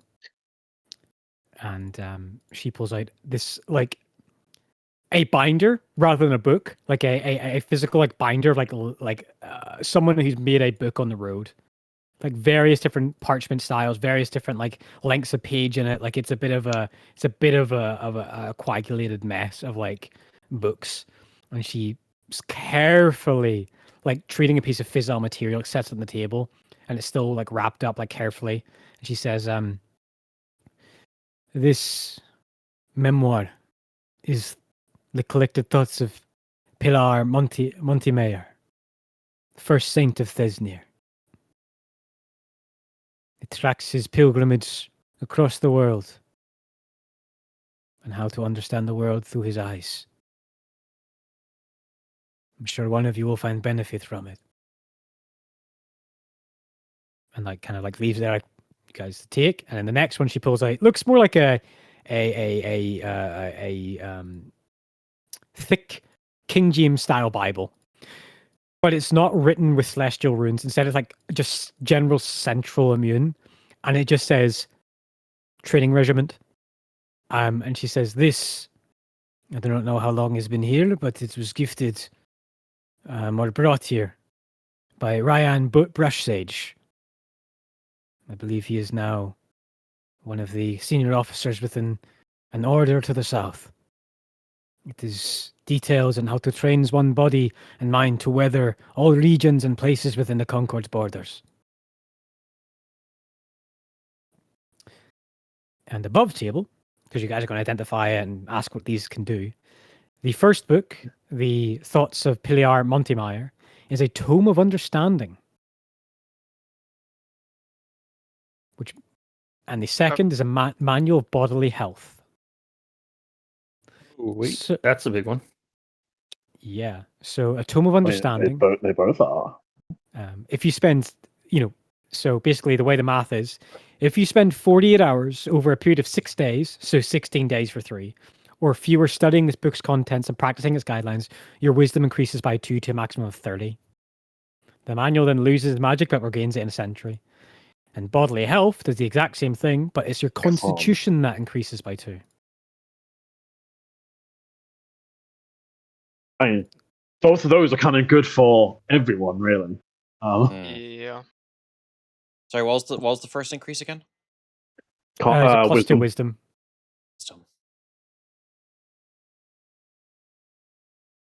Yeah, I'd like that. That's a big deal. Like handing out literally the first collected. Yeah, these are major relics, I'm assuming. Yeah, these are probably the 2 relics this church has in Oakheart. Like a saint's collected journal over years of excursions and exploring, and then a training regiment written by a senior knight of one of the Raising Flame orders in the south. And for the first time, she smiles and she says, "I feel I have adequately done what I can for you and your friends. I have no doubt the Archzealot will reward you as well finally. But as for trade, goods, and coinage, we do not deal in such things here under Thesnir's eyes. So I hope these oblige you. But even if you don't return them, they will find their way back to Thesnir's graces."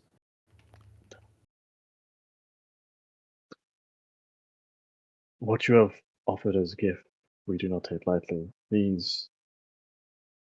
Such items of such significance, we are honored by your trust in us that you would even consider giving them to our care for any amount of time. We will treat them well, and we will return them to Church of Thesnir. Mm-hmm. Does anyone else say anything as a thanks to her?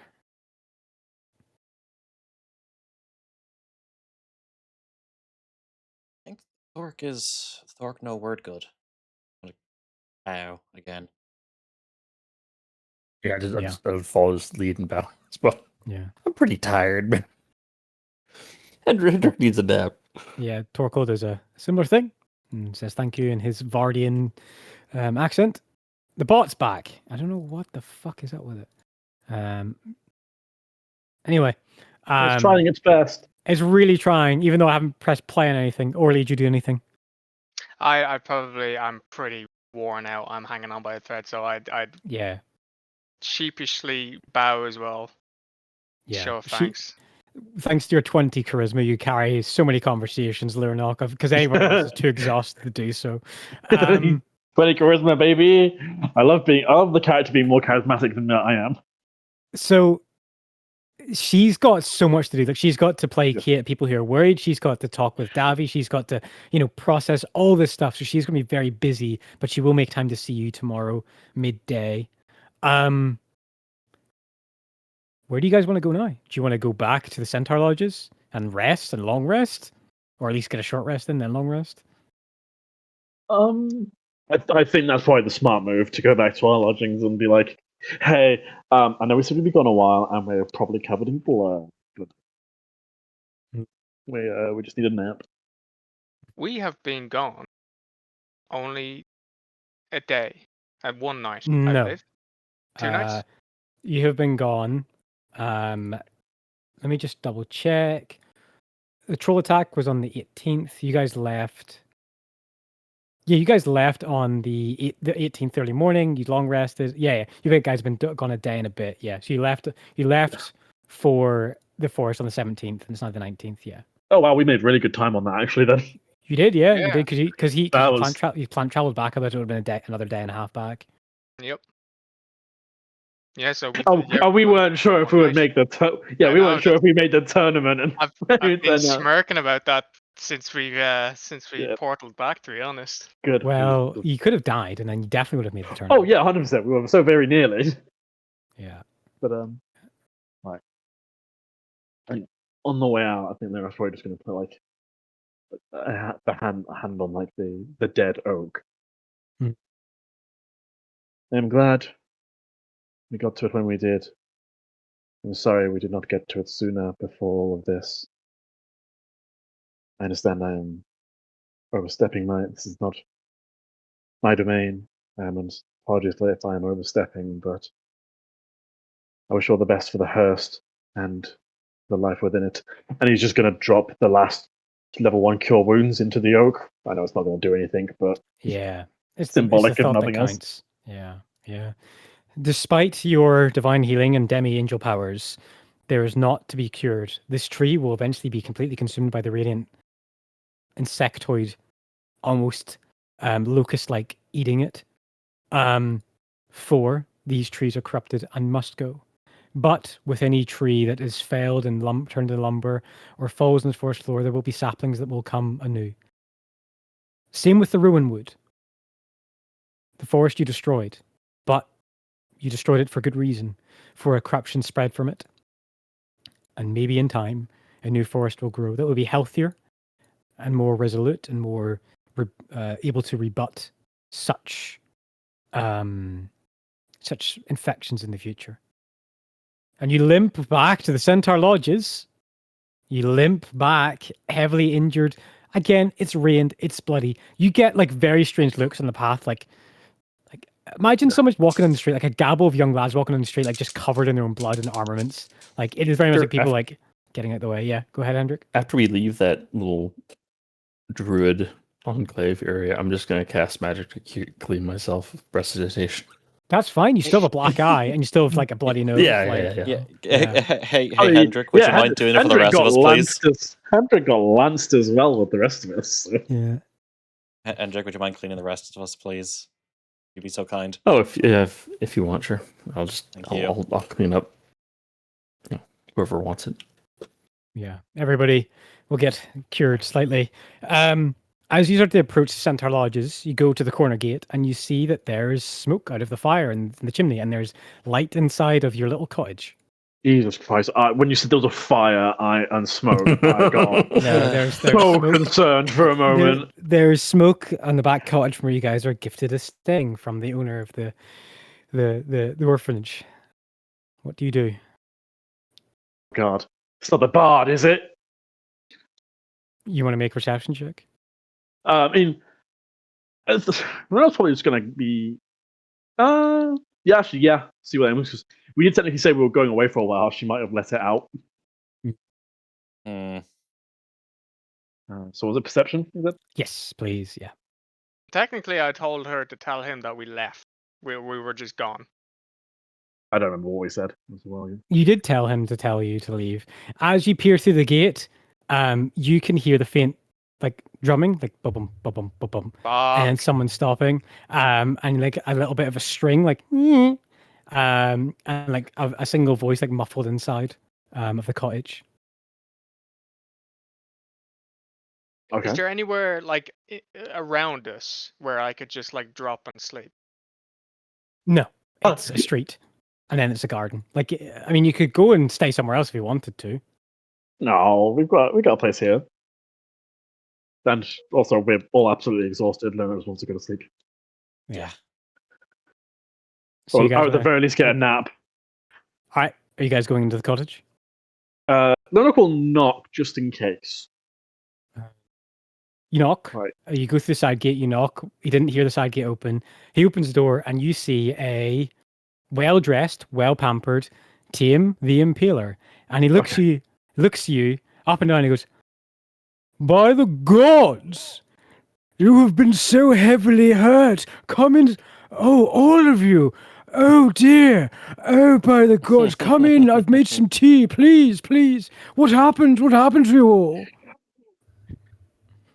It is quite a story, one that will be told, if at all possible, after we've had some rest.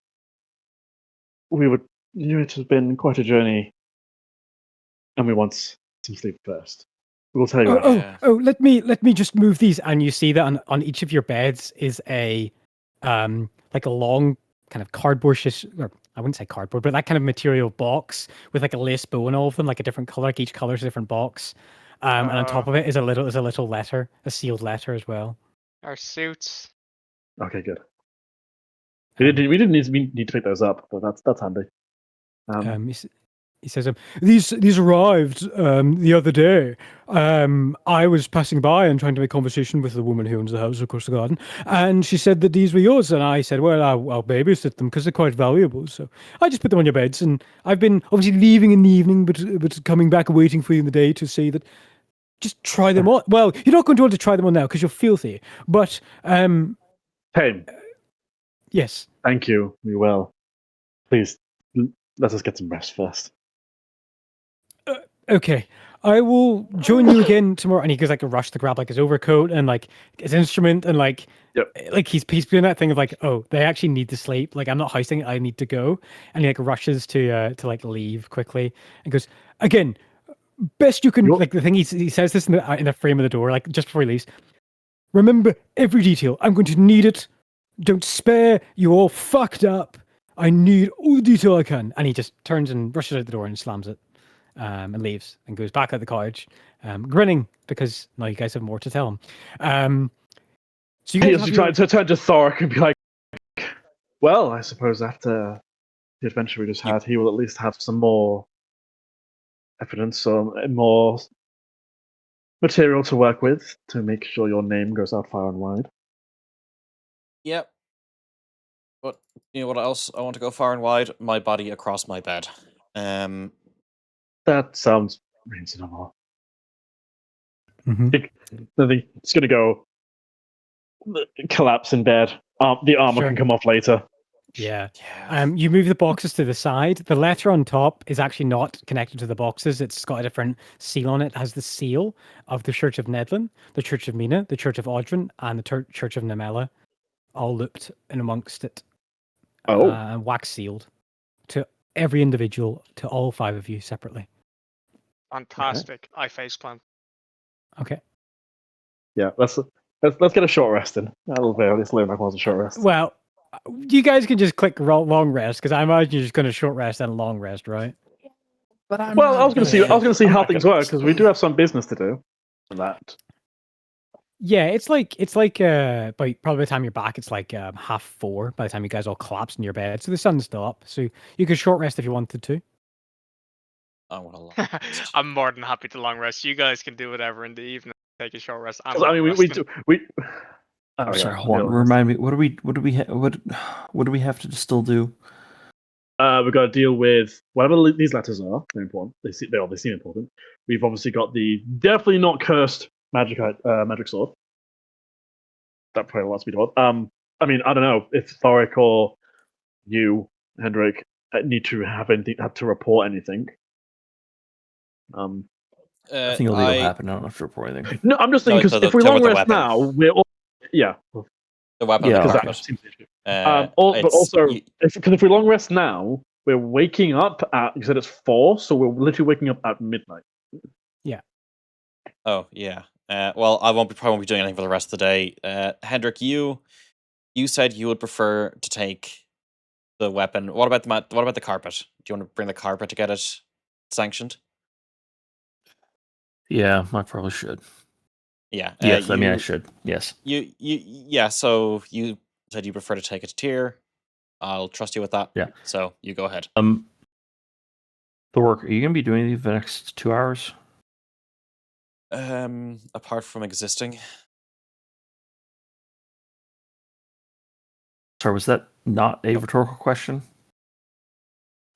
No, it's a sarcastic answer of all I'm doing is just recovering from the fight. What do you need? Okay.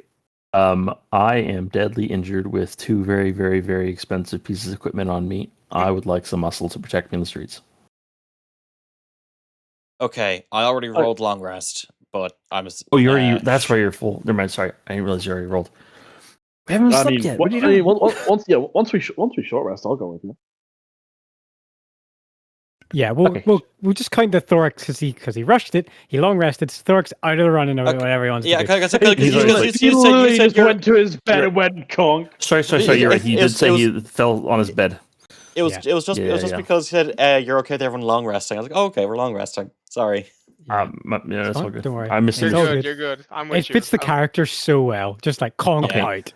Let's take a short rest here, and then Lurnok, if you could do me a favor, we can go together to the House of Tyr in order to get these items sanctioned / something else. I don't know. Slash handed in, depending on what. I mean, if it's evil, it should be. Yeah, it should be. Lunok's happy to do that. Okay, short rest it is. Okay. Yeah, short rest. Orly, you short resting as well? No, I long rest. Okay, well, you can roll a long rest then.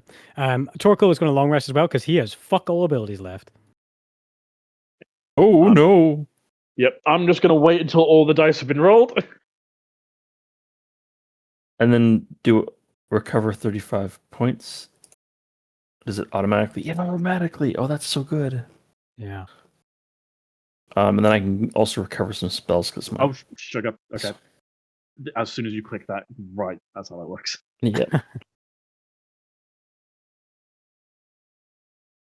Nice. Okay.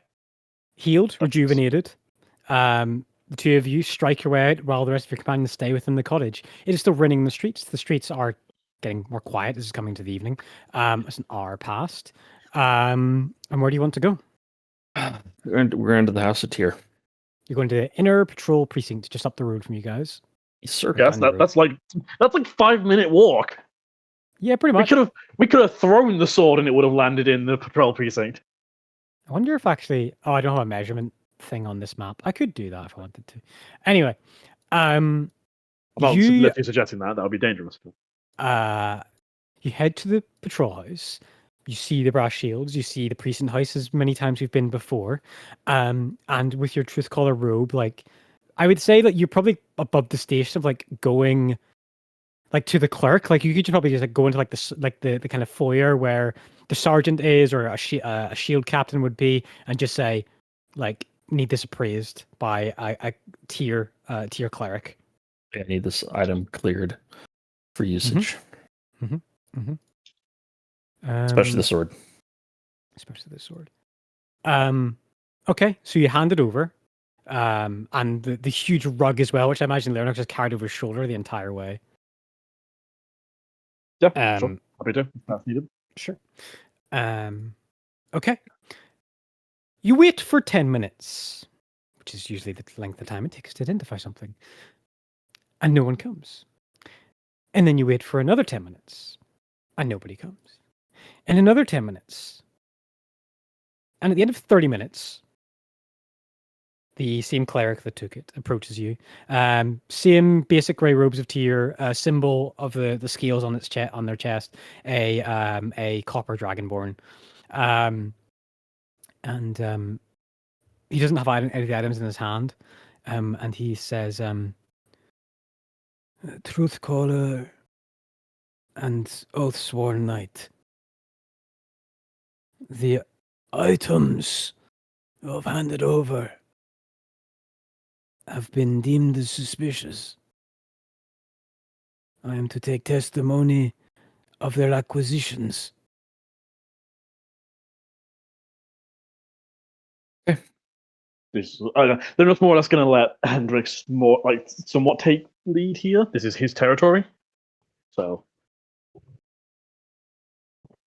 Okay. But he will cooperate if that comes out that. But Tim, I don't think I'm gonna. I think I'll just be totally truthful here, unless you actually want me to like recall and give a testimonial. Well, I mean, like you're not like in the you're in kind of a contained room, shall we say? It's not like you're speaking in the middle of a hallway. So, yeah. What was the name of the god that we helped out? Desnir. Thesnir, yeah. That we helped the Church of Thesnir clear out of corruption in the woods to the north of here, whose name I cannot recall. Great Emberleaf? Great Emberleaf? Great Emberleaf, yes. Yeah.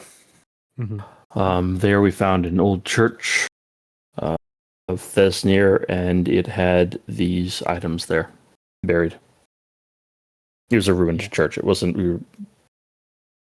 Yeah. He asks very clearly, the bladed weapon.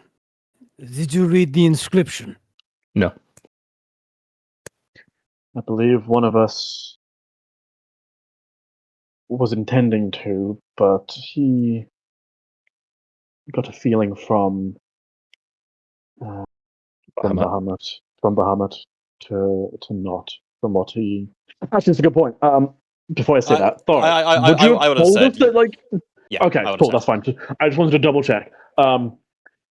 He had a feeling from Bahamut that it would not be good or appreciated for him to read it, so we do not know the details of what it says.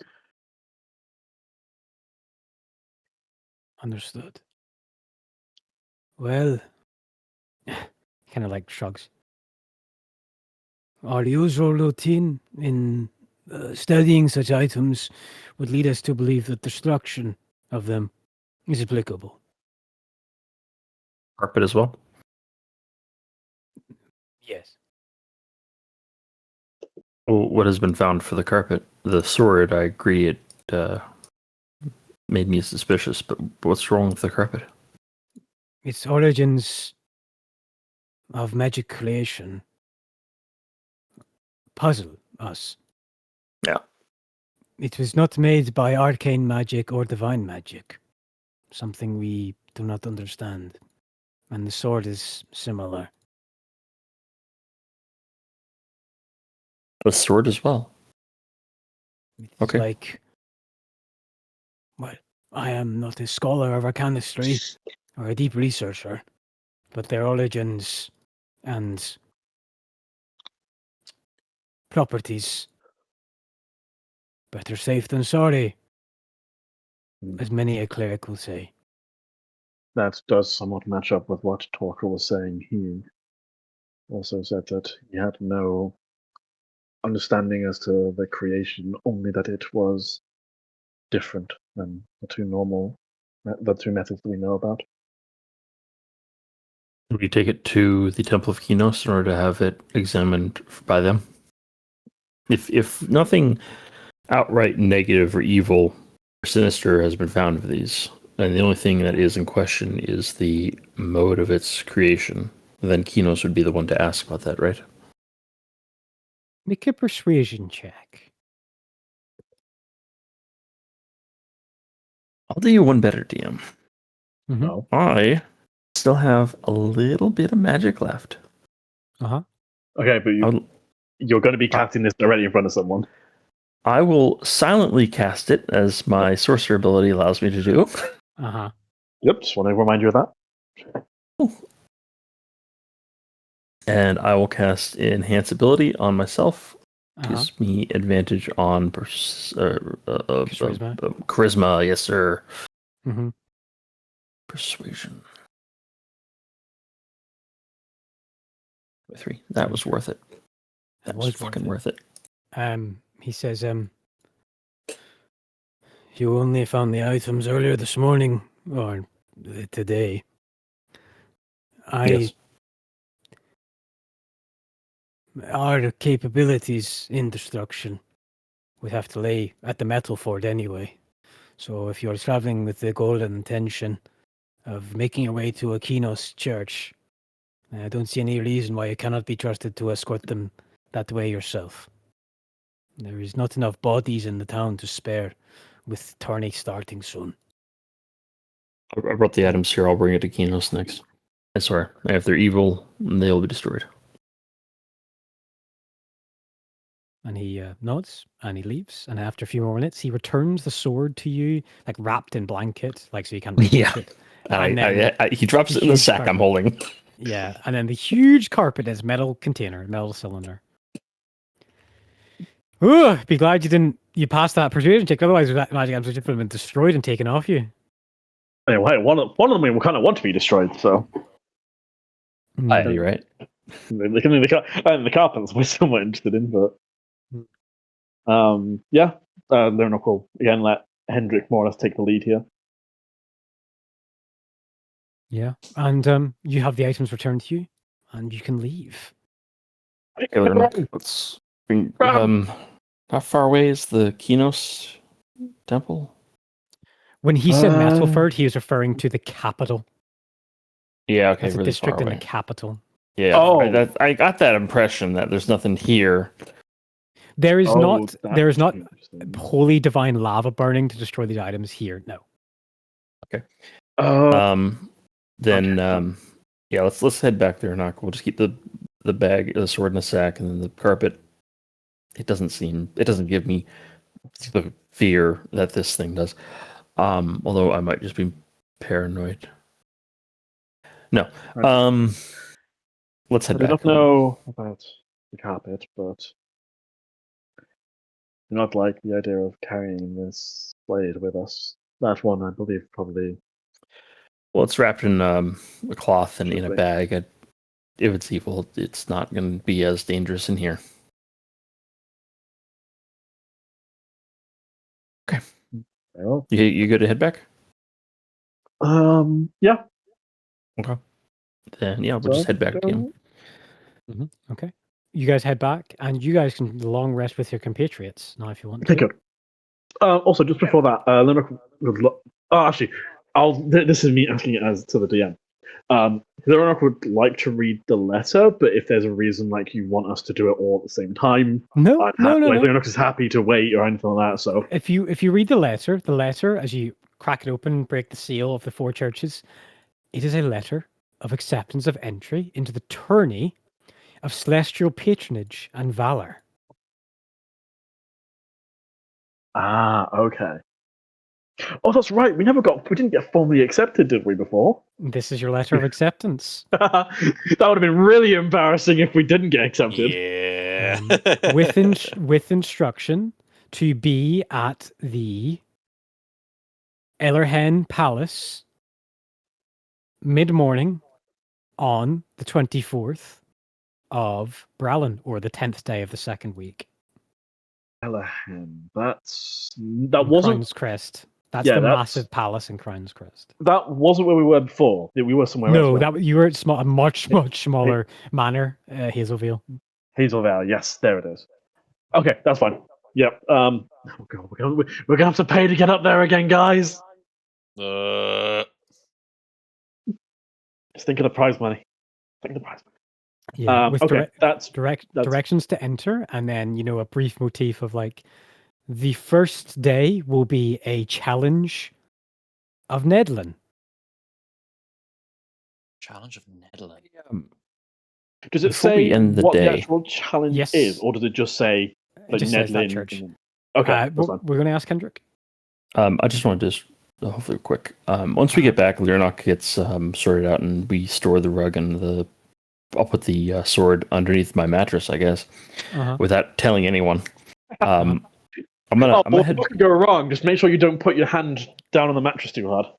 I'm gonna head back. I'm actually gonna leave like clandestinely. Okay, If that's okay. Yes, sir. Don't assume he's gonna make it, but I'll. Okay, this should not be a disadvantage. It's some weird shit about my armor. Yeah, you've got heavy armor for some reason. No, I changed it so it wouldn't. And I don't know. Can I use guidance on that? Can I use guidance on you that? could, yeah, you could.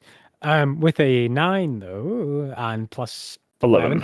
I don't think you're not going to beat anyone's passive perception, Hendrik. Okay. I mean, well, you'll beat everyone else's but me because they're all asleep. That's very true. So they've so only Lyranok would be able to see that. Lyranok knows. He hears the footsteps. That's fine. At the front door, open, and I leave. I would like to go back to the House of Tyr. I would like to go talk to that the clerk. And here's the thing: the enhanceability lasts an hour. I don't think it's been an hour because it's No, And I'd just like to go back to him Mhm. and just be sorry, we were just here with the sword and the rug. Just for the sake of making it safer, that's right, I treat it with the correct amount of safety. What? Why did you ask us if we had read what was on the sword? Is there something more to this sword that I should be aware of while taking it to the capital? He furrows his brow, the Dragonborn. You're in this kind of like what would be his writing room, like his office, his study. It was just that it took a spell to understand it. And I felt a tug of resistance from Tyr to do so. I only wish to find if that happened to any of your friends or companions. You said that it had. So you also do not know what the sword says. Make an insight check.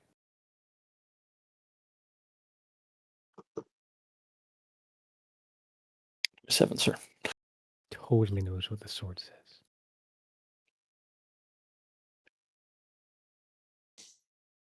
That's a natural 20 as well. Yeah. It's a natural. We're in his office, you said? Yeah. I'm gonna close the. One second. Give me 1 second. Yeah. It's all good. It's all good. Oh my god. It's the police. They're coming for him. He doesn't want to. He shouldn't know.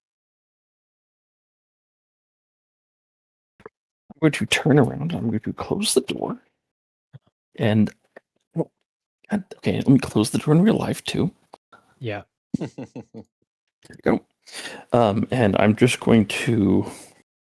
I'll pull out the symbol of the. It's not a white lotus. It's a white rose.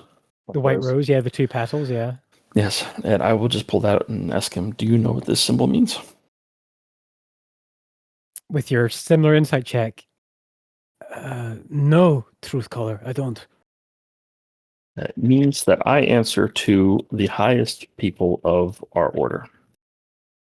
It means that I am trusted with great amounts of knowledge that are dangerous to all the rest of the people in this nation. Now, if I am transporting something that is extremely dangerous, I would like to know about it. What does the sword say? Sorry, forgive me for failing to say this to you. I only hesitated because of the night with you. And he reaches for a scroll. That's why I came along.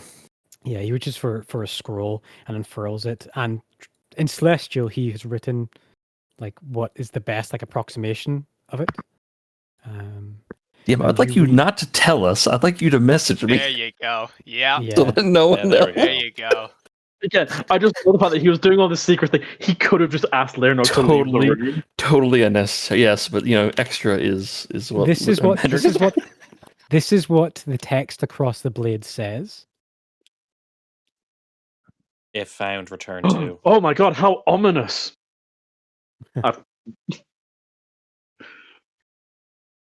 And the name of the sword is this. Because all cool swords have a name. Do I know that? Named A your name? fucking sword. That's what Lots its I name is called. can't. Do I know that name? Make a religion check.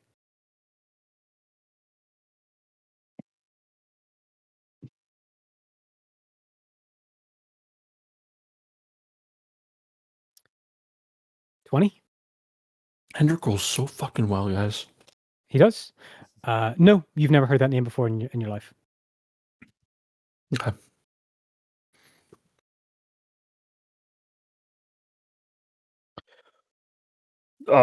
Fuck, I'll ask the clerk. Does that mean anything in particular to you? Oh, I was just as estranged when I read it. Okay. The text doesn't make any sense. There's no records of such a name in deification that I could pull apart since you left. I checked goblin gods, orcish gods, what we know of the elven pantheon, and no mention of it. I appreciate that. Anything to service the truth and your calling in Tyr's name. Well, let's see if we have to destroy this sword then. And the mystery will die with it, I suppose. You know. And I'll just leave. Sure. Okay. And I'm gonna go to a bathhouse, to you, for the rest of the night. Okay, cool. Sure, that's excellent. Okay, you go to like great, like I can't say too much, but like Numella, I think. Yeah. it is Namella, but like by the gods, it is Let's not- decadence upon decadence. It is the smell of roses, the bleaching of your blood with the finest of wines, the finest of treatments, your skin polished to a shine and a glimmer of cleanliness you didn't think was magically possible. My God, I'm cleaner. I'm cleaner than magic. There is one thing that's strange. Sure. Nemelan temples tend to be like, donations. Like after you're done, you donate what you think is worth the service you get. Like basically, you can get anything you want, then you donate at the end of it. And you did say to pass on the Archzealot, so you don't have to pay anything. You don't feel like you need to donate anything. The Archzealot will cover your tab on that. However, in the private rooms which you can rent,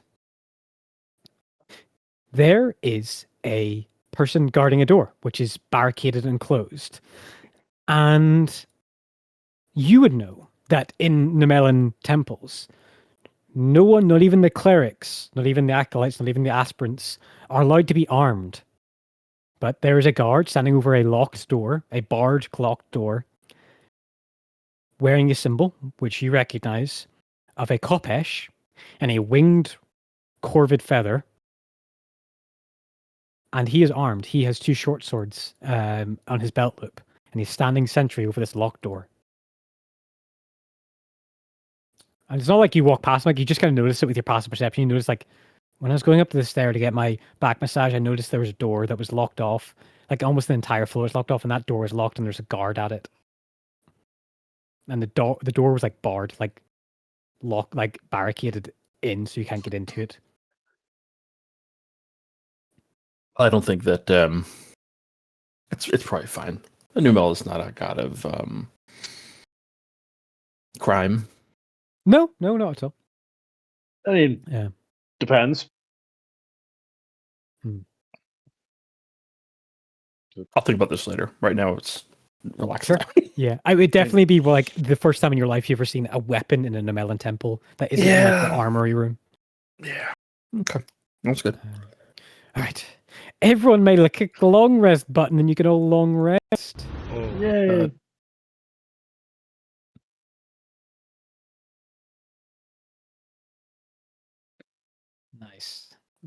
Nice. All right. That long I think rest button is the best. yeah, it's quite good. nice. It's good. All right. And with that, let's go ahead and take a 10-minute break after that long rest. We can start the Sounds next day good. Thank you properly. much. As you all awake the next day in the comfort of your cottage cabin, it is still raining hard outside. You open the boxes that you have, and the immaculately made clothes from the tailor you sanctioned to complete a few days earlier is great. It is done, and they are finished after getting them worked from the Silk and Thread Emporium of Cohelio design.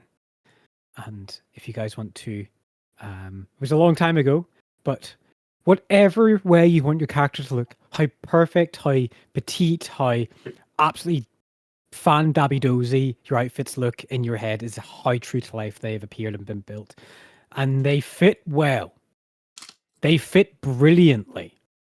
Almost to the point where you put them on, you feel like if you like shrug or stretch, they seem to magically readjust in size to fit you as you move and shift. The letters are all similarly attached, and they grant you passage to the tournament. And as I said before, you're to be there on mid-morning at this Elarhen manor on the 24th or the 10th day of the second week to enter the Tourney of Valor and Celestial Patronage. The first day is a trial of Nedlin. The second day is a trial of Mina. The third day is a trial of Namella. And the final day is a trial of Audrin.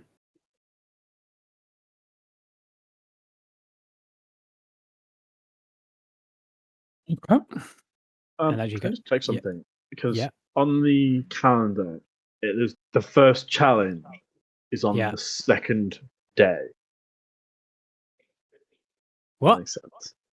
So it starts on the 10th, Yes. and then the first challenge is on the 11th, which would mean The start of the tourney is the welcome luncheon. There's not actually a tournament. It's like the welcoming. right. Cool. Sorry, I gala. just wanted to I just wanted to double check the fact that the event that we're going to is just like a meet and greet. Yes, it's a meet and effectively. greet. Like you guys still have to do like all your presentation and like be heralded into the tournament. So that's what all that day is for. Oh, that's fine. I just wanted to double check because depending on what the challenge is, it could be very different mood and gear. Do you mind if you get that list written down? I've added it to the calendar as well. So you can click on it and it'll say Mina or it'll say Namella. It says specifics of the challenges will be given at the welcome luncheon. Okay, so at least you'll know a day beforehand. Yeah, you'll know the contents of the challenges before it starts. And if I remember rightly, it's not like, is it a knockout tournament style or? People can get knocked out. Yeah, there's a ladder, not a ladder, but there's a well, there's not an official scoring metric like there was at the betting halls of the Golden Veil. That's separate. That isn't actually related to the churches. Although there is a scoring system by the judges, which is an internal matrix that you guys won't see or know about. But I'll know about it. I'll be able to score you, but you guys won't know what you scored. Wonderful. Yes. Just like the judges at the Olympics. You won't know the scoring matrix until you start succeeding or failing. I mean, that's just politics. Yeah. So I'm on the calendar, but I don't see it written down each day which one's which. If you click into it, it should say it in notes. You may need to refresh. I did. Yeah. I just said the name of the god. Yeah, it just says like, so first challenge of the tourney, and then just directly underneath it says, if you click into it, it says Nedlin. What do you might click into? I can't click on any of the days. No, click the green event. tab at the event. Start of the tourney? Yeah. Well, no, the first challenge. I don't see that. I'll send a screen cap, 1 sec.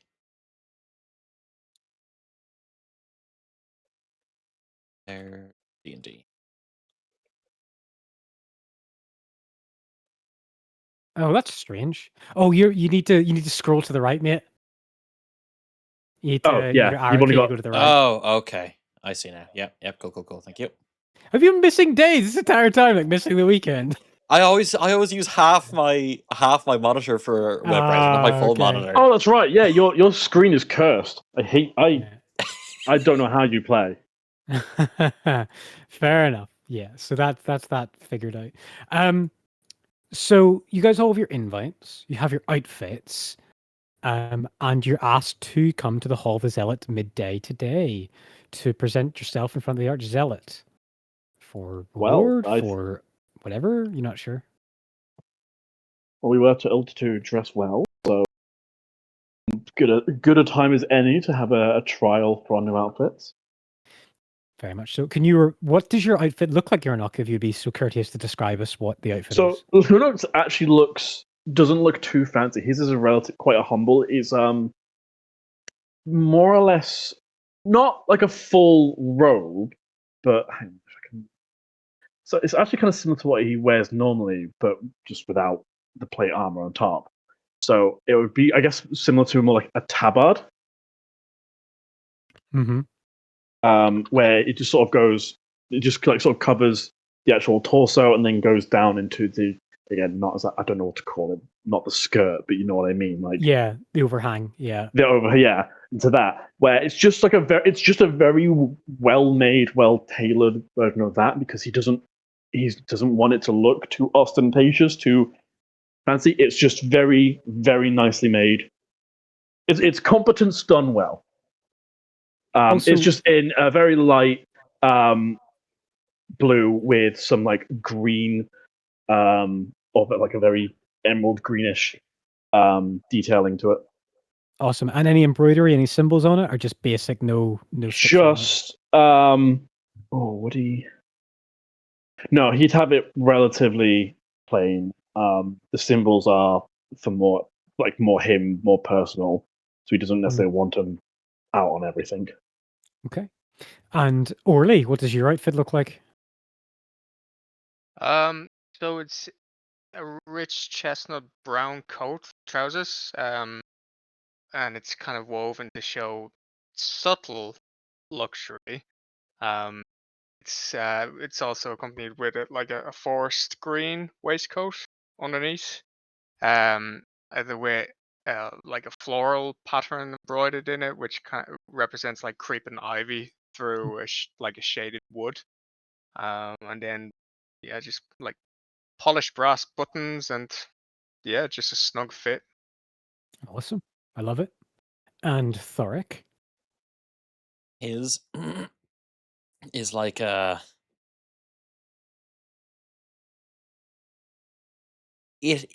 materials are I'm trying to find the best words for it. The materials show off wealth, but they're like a little bit thicker. It's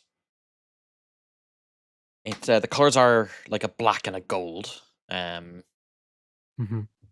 Sort of mainly black with sort of floral gold motifs on it. And it is a bit more form-fitting than loose on him. Mainly because he is the strong and he wants to show off the strong. Yeah.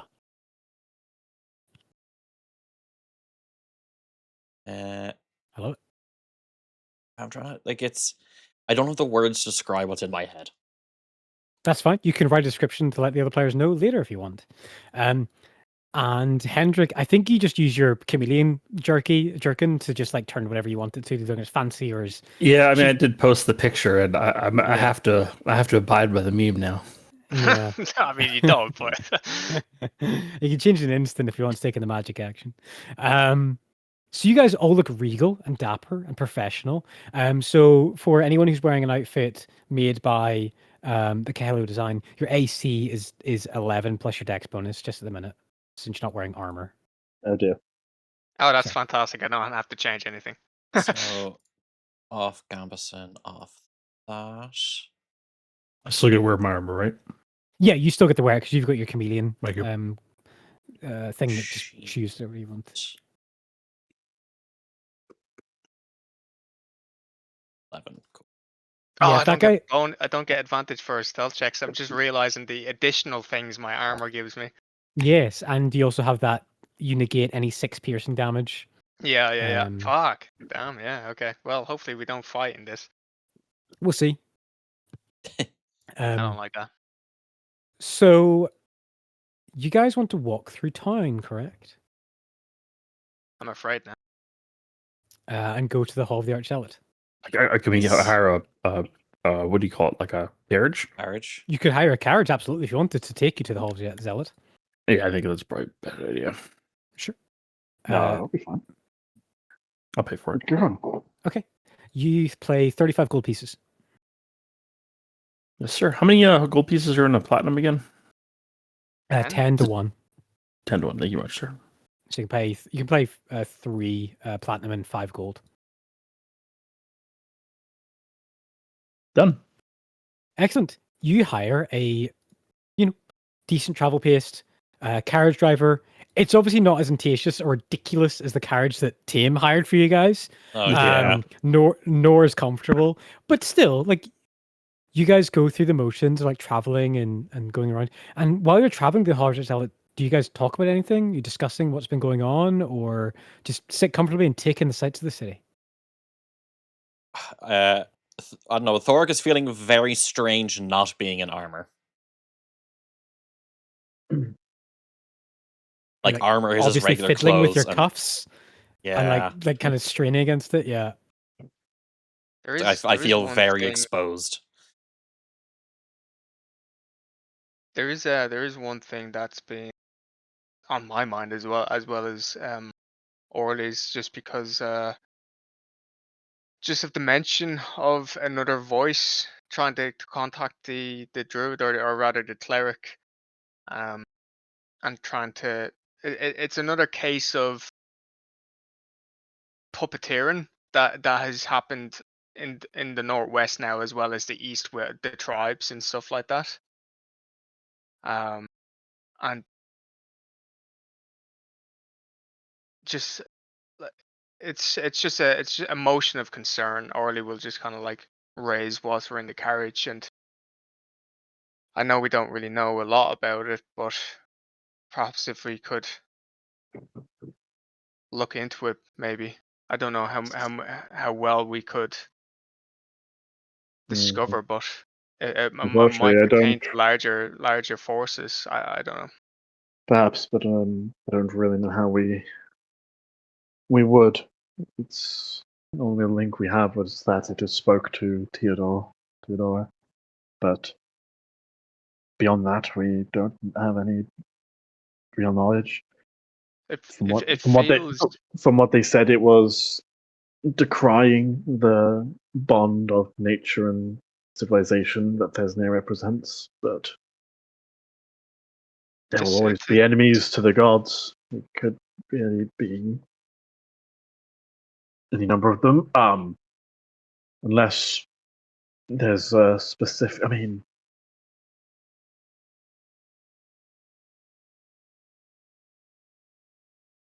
So actually, there's the moment he pauses and then goes, I just do now realize, Thoric, Yes. Torkel. I was speaking to Torkel during the night on watch 2 nights ago now. The symbol carried by the trolls. He mentioned that they were the ones behind the attack on Vard. Perhaps you will know more about what these things, who they are, the group, what. I do not know much at all about it. I was only there in the remnants of the attack to help the recovered, or to help the injured. Torkel will say, like looking towards Thoric, and say, you just found this symbol of cracked roots over stone, and know that this guild or organization is called the Grove of Tomorrow, and that it was responsible for the attack on Vard years earlier, and harmed the place where me and Thoric come from. I don't know any more than that, if I remember correctly, from the last time he rolled. The only thing that is different from what I know of this is when they pursued the allies of the attack to the druid responsible, they fled in the direction of the decaying shrub, and the trail was lost there.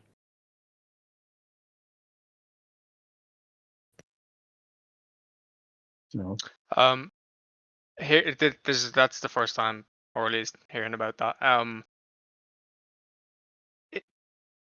Has there been any talk of that kind of that behavior, this band, or whatever they call themselves, in the forests close to Erith, north of Erith, Near Hallowfall. near Hallowfall? Make a history check.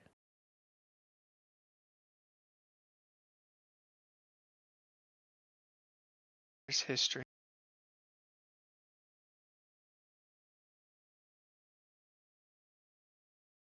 Wow, that I needed that. That's a natural 20. Thank you. Thank you, gods. There you go. Nailed it. Damn, dude. All right. Ask me. Nice. I was there. Do not speak the old magics to me. You can ask me 3 questions about the Grove of Tomorrow. Of the Grove of Tomorrow, have they got any foothold or areas that they use close to Hallowfall in the forest north of Erith? No, and the reason for that is now you didn't have like a name, right? You didn't have a name, but the behavior of what you saw, not to do much like with the roots, but being hostile, like hostile druids, fits in. So I'm going to get a bit complicated here. The wild hearts, which is fae and druids and forest creatures that basically don't want to exist with under the laws of the Concord, that live in the forest but still respect your lands and still respect your cultures and your religion, your pantheon. They don't necessarily agree with them being subjected to the same things as you, but they're not hostile to the Concord in any way. The way that you would know this is related to the Grove of Tomorrow is because you've heard smatterings of the Wild Hearts fighting and skirmishing with another group in deep forests further east and northeast of Hallowfall, of injuries and fights and skirmishes with other druids. That is not the Wild Hearts and is not any of your clergy of Thesnir. Okay, this is good news. My second question: when was the first time we've heard of this group mentioned or taken action against the Concord or Wild Hearts or anything like that? I have to got any affiliation with anybody else? Is it like the Wild Hearts? I don't say they're a collective, but they basically are like a catch-all for like anyone who doesn't exist within like civilization that lives in the wild, be it bullywugs or centaurs or fae or whatever. After the events of the Third War and the decaying shrub, there came a point where instead of being, I don't want to say, certainly not interventionist, certainly not involved in your politics, but there was definitely a period after that happened for around 10 years where most wild people started to hear about what happened during the Third War and started to become more distant with the Concord because of it, because of what happened during that war when it destroyed hundreds of miles of forest, squared miles of forest, and pristine primeval woods that will never be seen again in this world. They're one of a kind. And the earliest hearings you've heard about, again, not so much the name, but the behavior, was around 10 or so years after the decaying shrub happened. It's around a decade after the decaying shrub. Which would put that, if I look at the timeline, which would put that around 1496. When the first time you would have heard about it. Which I think you would have been born then. You would have been a boy, I think. Maybe. 1496. Yeah, first time you've heard about hostile druids attacking wild hearts. Okay. Your last question. I will slow down a second and just ask the group if there's any questions that anybody else wants me to put forward. Nothing comes to mind.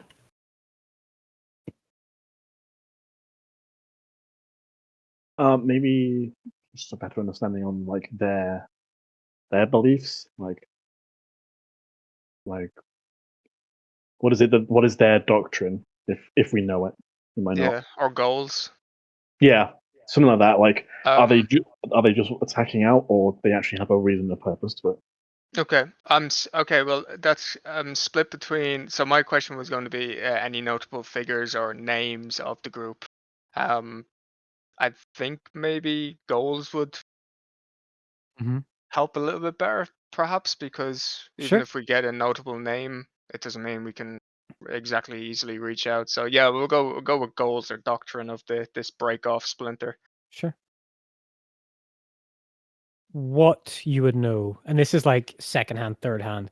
Like you remember sitting in a bar maybe 2 decades ago, of someone discussing these strange like druids in the woods and strange rangers. And again, now it's all taken together, like putting pieces together in your mind.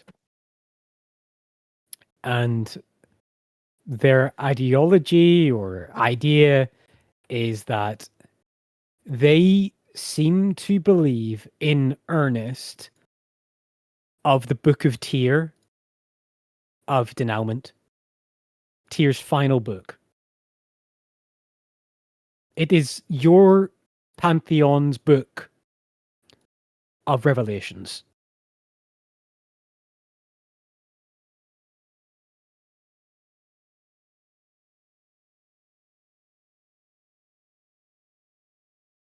Okay.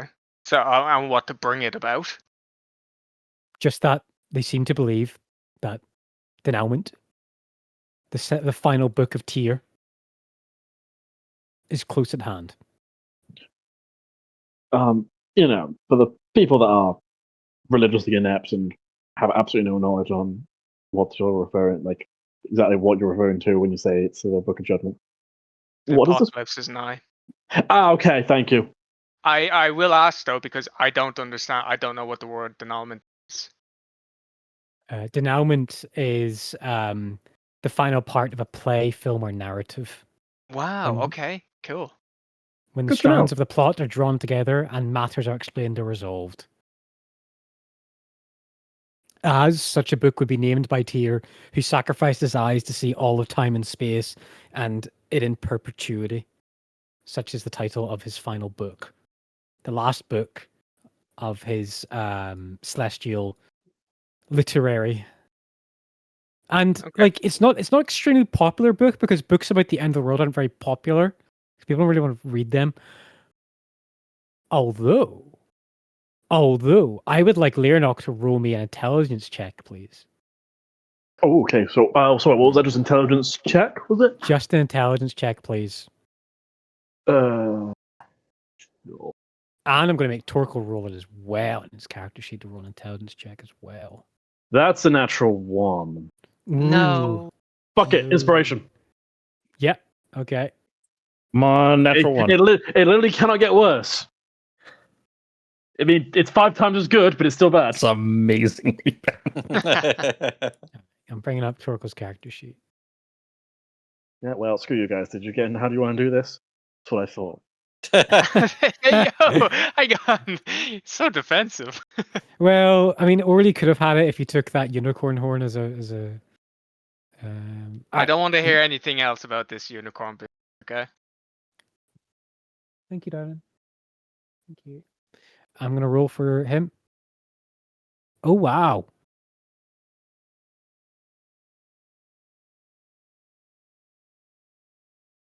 With the 16. Oh. Nope, still not Sean. Still with not a 16 Sean. Still not Sean. I'm rolling as well. I respect your attempts, but let the record show. With I'm a rolling as well, 16, boss. it is a pass. He does remember something. Torkel's like his head snaps up and he says, "That book. I know someone who studied and annotated that book greatly. Professor Maximolo. The one we met in the City of Spines. I remember attending a lecture from her when I was in the Tarthorn Academy.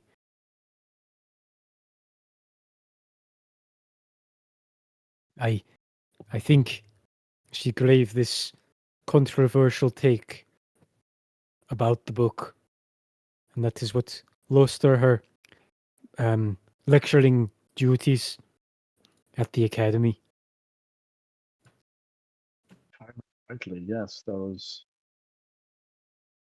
She had a great many beliefs that were not popularly held. I am looking into the. If I recall correctly, there was. She had many beliefs about the gods, the nature of what some people are.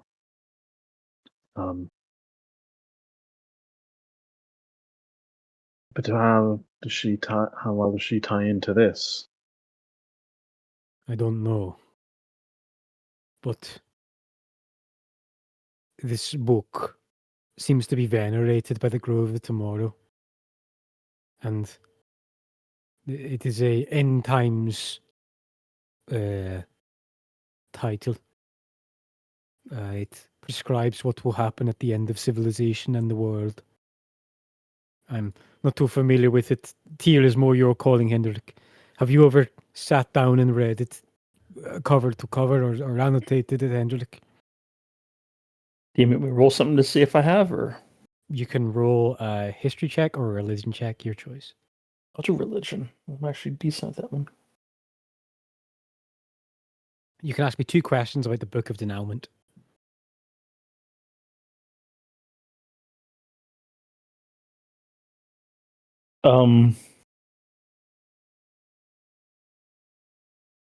Wait, this is the same book that Orly just asked a bunch of questions on, right? No, he was asking about the guild, the Grove of Tomorrow, and that's where we kind of piggybacked off his Okay. final answer into a separate topic, which is this. I suppose my first question would be what cultural effect it actually had, or if it was just like, yeah, I guess like what long-term cultural impact it actually had on anything. If there was like an order that came about because of it, or if there was a, It actually does have very significant importance to you as a truth caller, because this book basically says the end of the world will come. It will happen, and we must be ready for it.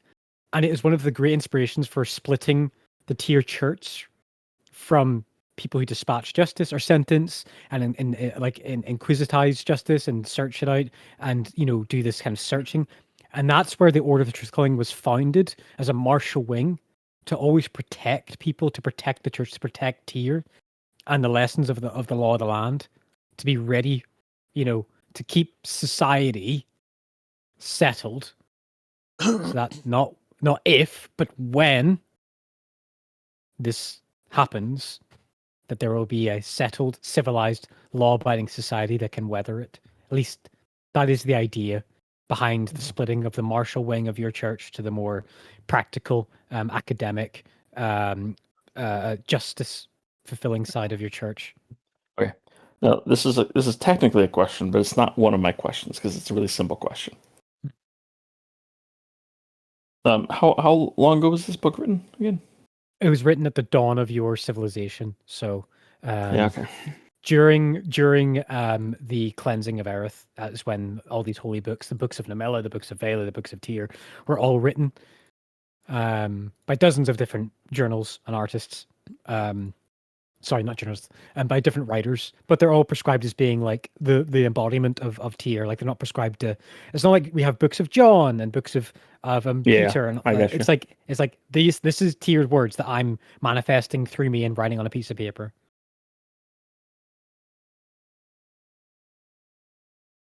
Does anyone else in the party have a particular question? Because I got one that's not particularly good. No? Okay. No, nothing from me. Yeah. Okay. Does it specify how the world's going to end? It speaks of how it starts. How does it start? First, the world will rumble and shake. And it will do so with intensity for which the sky will not recover. There will be darkness, everlasting darkness. Okay. But nothing like, no catalyst mentioned? I'm getting to that. I'm just reading off my notes. Oh, sorry. It's fine. It's just I'm trying to get a little bit of tension in the air about this shit. I thought you were making up off the top of your head. That's what the pause is for. No. Okay. I thought about the end book at the start of this campaign. How else I know how it ends? And the catalyst, the warning sign, the amber light that starts to signify the signal fire that starts for when these events will cascade, is that there will be more than one saint. No, at a time. Oh, fuck me. It's going to be civil war. Yeah, that's not, I mean, quite possible. I mean, We've got- possible. I'm not saying definite, but No, There's more than one I was agreeing with you. I'm saying it's distinctly possible. Like that is a reasonable assumption in a very highly religious. well, I mean, if there's two saints, then the solution is murder one of the saints. I'm totally unrelated to know. We've only got one living saint at the moment, right? Yes. Oh, yeah. There's been champions. There has been champions of certain sects of the pantheons. There was 3 at one time, and that was so powerful and world changing that basically since that happened, it could never happen again because it swung the balance of celestial power so far forward that there was a equal price to pay for other places. But I can't get too specific about that without research. Anyway, since then, and even from the dawn of Europe, since before the time of the champions, there is only ever one living saint at a time of one of the gods.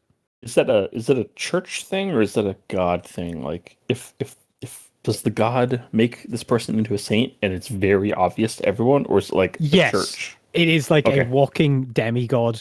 That's the level of power that they have. They sometimes exist for many years, centuries even. Other times they are a flash in the pan and live no more than a single year. But If I'm right, like every time there's been a living saint, they have been of high significance. Like Yeah, you don't become a living saint and then sort of die peacefully in your sleep, never having achieved much. They're like they're the ones that change history. Mm-hmm. Yeah, I got you. I have another question. It's really minor though, so I don't, Yeah. End of the world, good or bad? What a question. End of the world. Some religions, it's not a bad thing. I think you're asking a subjective question. I am asking a question about the culture. Is it framed as a positive or a negative thing? When you die, you go to heaven as an ardent follower of Tyr. The you don't know because it's different to different people. Again, this book isn't hugely popular, but perhaps that's what Professor Maximino was in trouble for. Was, well, if it's the end of the world, what happens to us? What happens to our souls? What happens to heaven?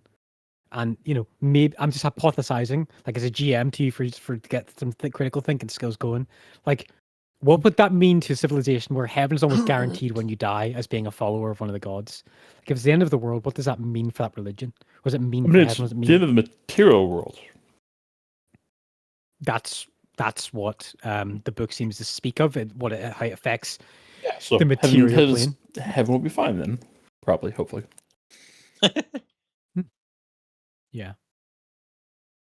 Thank you very much. No problem. What an eventful carriage ride. Yeah. Before we move on, I know. you said just to clarify, I think I'm getting my wires crossed. There's one saint for the pantheon, or is there one saint respective to each god of the pantheon? One saint to a respective god, so one out of the 12.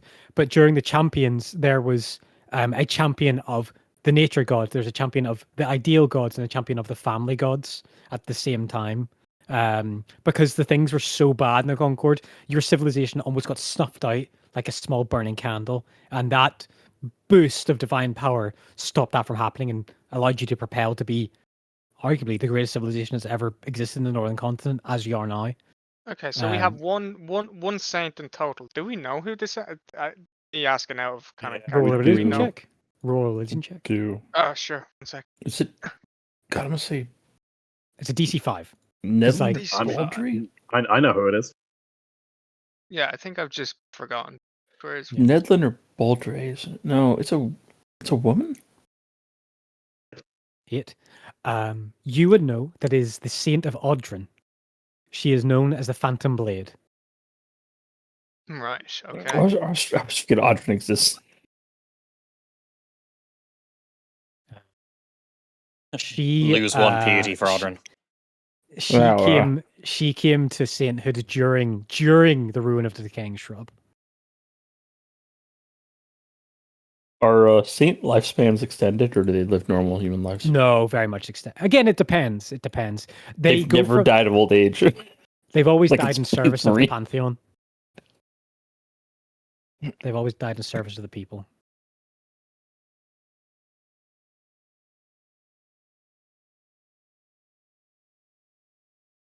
Yeah, it's weird. Odrin and Nedlin are the two gods that I just always forget about.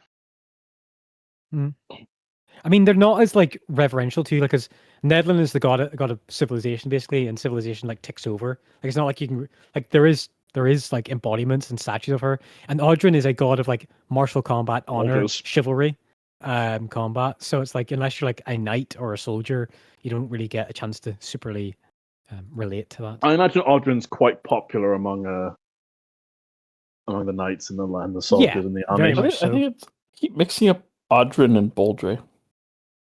Yeah, because my character is connected very heavily to both of them. Because how they sound, or No, because they're both they both represent civilization and combat. Boldre is not a combat god at all. yeah. Defending people from major threats is the number one edict he has. Yeah, but that's not necessarily doing that, the actual fighting. That can be like feeding people, Yeah, standing building, up for people standing as well. up. Like, it's not just actually picking up a weapon and defending. It's like defending people through like the creation of just being nice and kindness and good-heartedness. Defense of the fair, moral it's not- structure. It also doesn't exclude combat, but it It isn't. does not. It doesn't That's how I've necessarily been getting on my prequel part. it.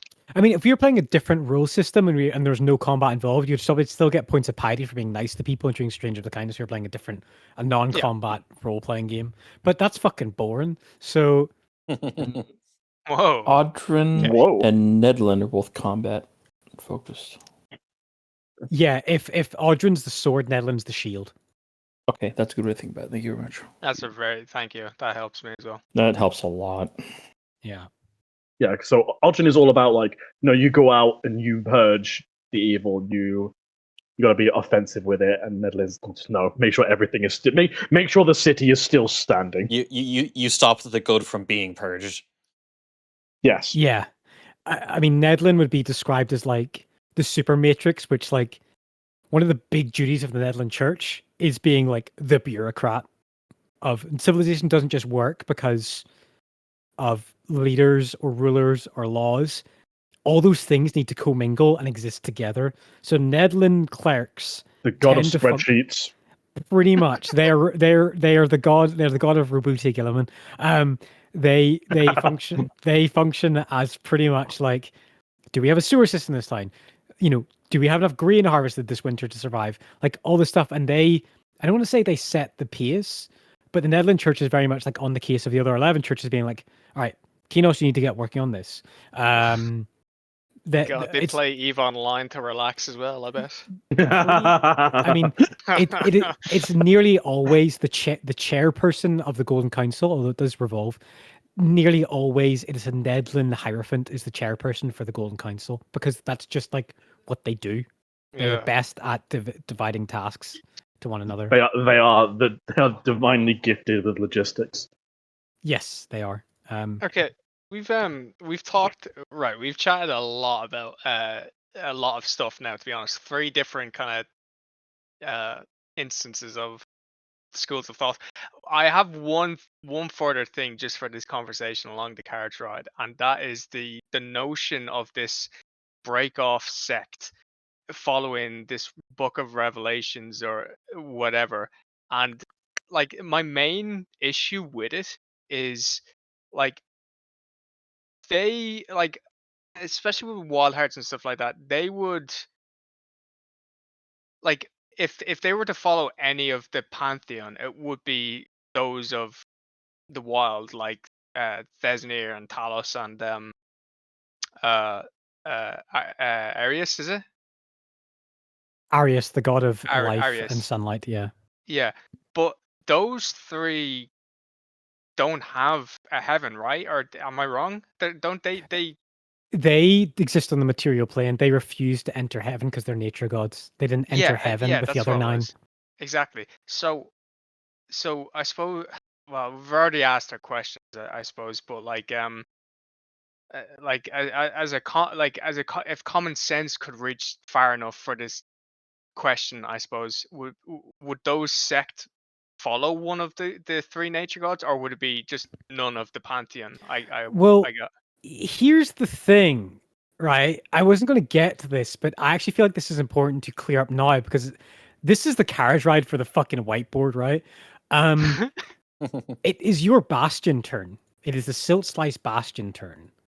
And what you guys asked the Bastion to do was to research the people near Mistpeak who attacked you, right? Yeah. And yeah, they have, because they have results. They're an offshoot from one of Talos. Yes, Talos. That was it. So I have that information, and I think it would be pertinent to tell you now because it's going to, I think, help this conversation flow a little bit more.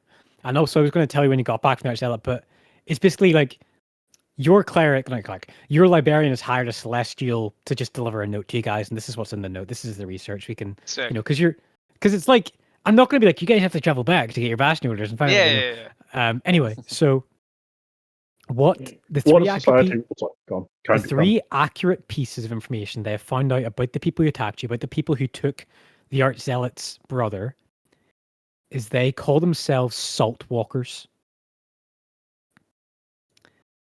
And have grown in number and sightings in the last decade.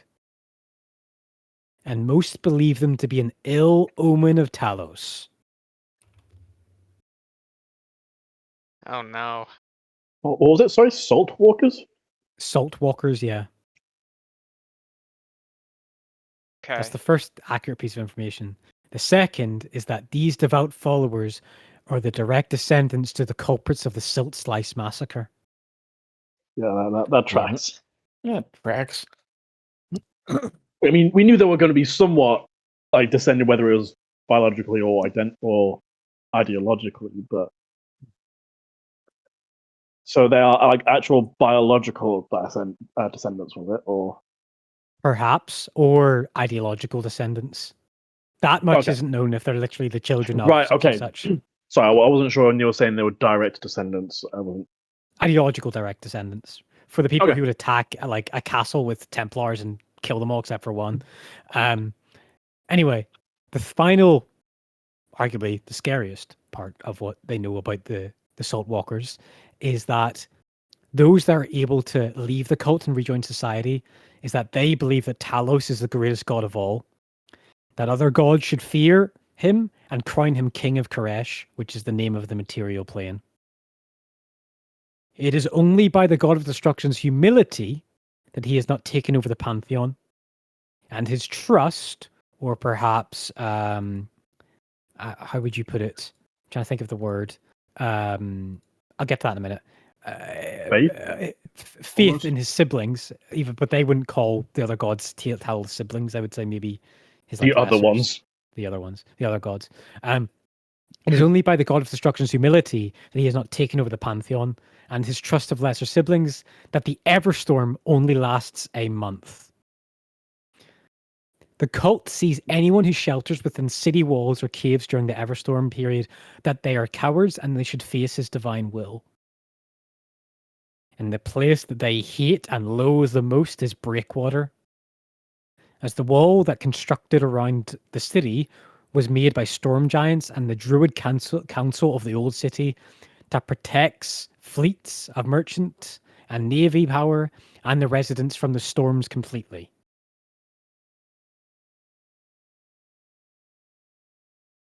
Humility is not a trait I would assign to Talos. Well, I mean, they're not entirely wrong. It's really hard to argue with a nature god. Oh, well, god of natural disasters, effectively. So just so we're on the same page, how much of that actually differentiates from like the standard Talos teachings? Let's be real, pretty substantially, because despite like the strong as might and might is strong and all stuff like that from the regular Talos church, that's basically like if you're in the wave of a fire, you stand in front of it and you weather it. Doesn't necessarily mean that everybody should do that. Some people are just inherently weaker and cannot weather a storm. Doesn't mean they should die for it. Doesn't mean that God should kill them because they're unable to stand to that. And also, they respect that there's other gods there.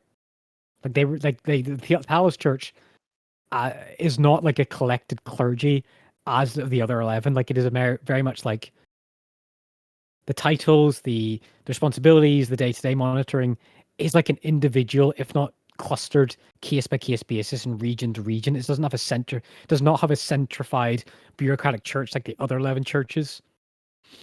But even amongst all of them, they still believe that Talos has a place within the pantheon, and to suggest that Talos should kill them all or subjugate them all and become the dominant material plane overworld god would be pretty tantamount to ridiculous heresy. Like, just madness. But these Saltwalkers don't seem to think so. Okay, because I'm going to assume like a lot of people kind of believe that their god is the best god because that's part of faith. Yeah. It sounds like they've taken it from a reasonable level to, if you look back, they can't even see the line. The line is a theoretical concept to them. Well, even centuries ago, they murdered almost an entire Silver Templar order in pursuit of this ideal. Yeah. So. So important note would be, and I'm assuming this is like of popular like knowledge because it's a cool story, but like the story of like Odrin and Talos' great duel. And Odrin, like Odrin still defeated Talos. Yeah. So where did these Saltwalkers get off thinking their god is better than Odrin? You know? Well, I guess they would have a bunch of excuses about it. We'd have to talk to one about that. Mm-hmm. That's right. Okay. Okay, so we have two splinter cells now, essentially, that we know of. Yeah, I mean, at least. Would it be safe to say the Grove splinter is connected to most likely Vesnir, if anything? It could definitely be viewed through that lens that the Grove of Tomorrow appears to be an offshoot faith of Vesnir. Well, yeah. If I recall correctly, because I made a check. I recall you were in the capital and you saw someone with a Grove of Tomorrow symbol seeming to argue with a clergy of Vesnir within the capital. Yeah, so at the very least there is a connection. We don't necessarily know if it is an offshoot or if if it just happens to be completely unrelated, but there is some level of connection there. A separate branch, maybe? Sorry. Can I smite Ollie for that? I apologize. I said I just got it. Your fucking character dies right now. I'm making his character. Orly has a heart attack in the fucking carriage. My son, my boy. No. Torkel's Revivify doesn't work. Jesus. 7 wizards pop out of the bushes and counterspell it. Yeah. My goodness, come on, it wasn't that bad. It's fine. I'm not a pawn. Okay. I don't know if there's any further we can connect. Yeah, unless I mean, you guys could theorize some more if you want to get to the Archzealots hall. We can. I've got nothing else unless. What does everyone else think? It seems to be quite interesting the fact that a lot of these offshoots are rising up in the relative, like, near present, or like relatively recently. It sounded very doomsday. It is a bit. It could be that there's something or someone out there specifically riding them up, but that's just a possibility until we know more. We can't just be the nation's head piece for too long, and then people get what's the word? They splinter. I mean, yeah, both possibilities. I mean, your civilization's greatest rival is the mages to the north, Teoland, Arcanist. Yeah, we haven't fought them for a while, so. No, I haven't fought them for about 100 years. During a war, everyone gets along. I seem to remember we got a visit from them in person not too long ago. Yeah, they exploded. The wagon pulls up to an ostentatious marbled columns building, like the equivalent of a fantasy mayor's office, but the hanging draped flowing tabards cloth, like of the symbol of the arch zealot, would be draping off them. Like this scale of building is about 4 times the size of the hall of the arch zealot of the place in Rakmir that Orly and Torkel went to. Like it is massive. It's like a huge domicile. It is got like a great relief of a rounded bowl at the top of it, like a half semicircle, and it's just filled with people. In and around it, liaisons, clerks, assistants, all wearing multiple different types of either identifying or non-identifying church garb, moving in and out of it. There's a threshold of the door of some brass shields at the front of it. There's the dripping of water. You stand underneath the arches, like where the actual roof starts, and there's like a good 300, like not 300, but like 100 foot from the first arches to like the doorway, like into the actual middle, like multiple columns in between that and there, probably 6 abreast on either side. And it's probably one of the most impressive buildings you guys have seen, except for maybe the Ellerhen Palace in Oakhart. And what do you guys want to do? Well, I believe we were just told to like meet at the hall at noon, was it? Yeah. We could say that conversation lasted 4 hours. In the wagon, you guys did. The guy was like, "They're still talking. I'm just going to go around in circles. I'm just going to go around in circles. I'm just going to go around in circles." Taking the very scenic route. Yeah. I mean, they're very deep topics, so that definitely could have spanned out like 3 I to love 4 the idea hours. of the driver overhearing all this shit we're talking about and just being absolutely horrified. I was just thinking, you guys are fucking nuts. Hendrik, lose piety for Yeah. revealing information. It really is one of the two, isn't it? He's either going to be completely spooked and that's his whole like life ruined, or he's looking at us thinking like, "Who the fuck are these guys?" He pulls off his face and says, "I'm the Teal'c assassin," and then kills you all. If I tell someone dark information, sorry, I sneezed. If I tell someone dark information, I lose piety. But if I kill them to maintain the secrecy of the information, I gain piety. Yeah. What's the lose about that? All right. So you guys go through the front door, and like it is a busy space. Like there's constantly people around. There are filings. There are parchment papers being passed around. There are conversations. There are people like getting like pails of water to restock meeting rooms. Like it's busy in here, but nonetheless, and someone finds you very quickly. Who's got a small lacquered like symbol of the Archzealot, like a lesser symbol that is like made out of bronze. And they say, "You are here for the midday with the Archzealot. You are Torkel, Liranok, Hendrik, Orly, and Thoric. Is that correct?" Indeed. Yes, that is correct. That is us. Yeah, he will start to lead you somewhere else in the room. In the chamber, you go up like a flight of stairs, and up another flight of stairs, and up another flight of stairs, and up another flight of stairs,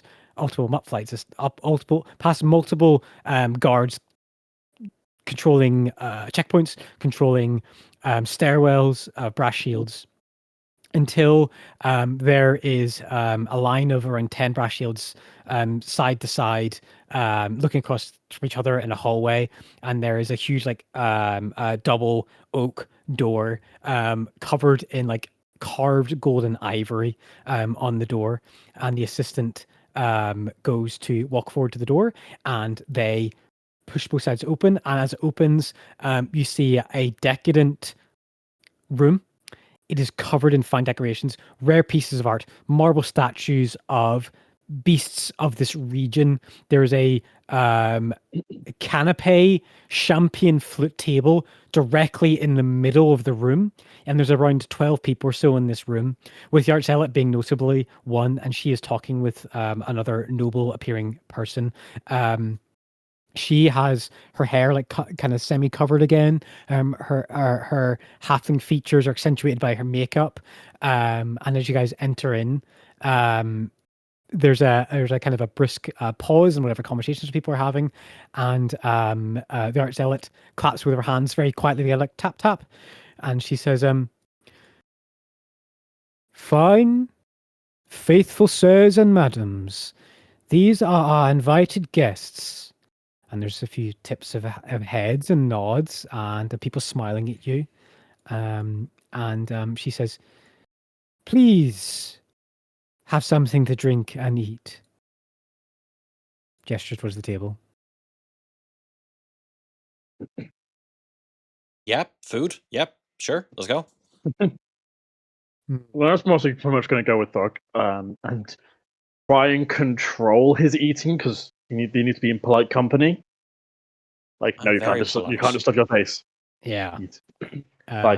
Also, while he's doing that, can Vernock make an insight check on like the rest of the nobles? He kind of wants to get a feel Yeah. for like, are they just being smarmy cunts to kiss up, or do any of them actually have anything? Make an insight check. What could go wrong? Fuck. Okay, I can't complain. Okay. This is excellent. This is fucking sick. So where's Erith? All right. So, not Erith. Sorry. Oakheart. Is Oakheart I'm looking for.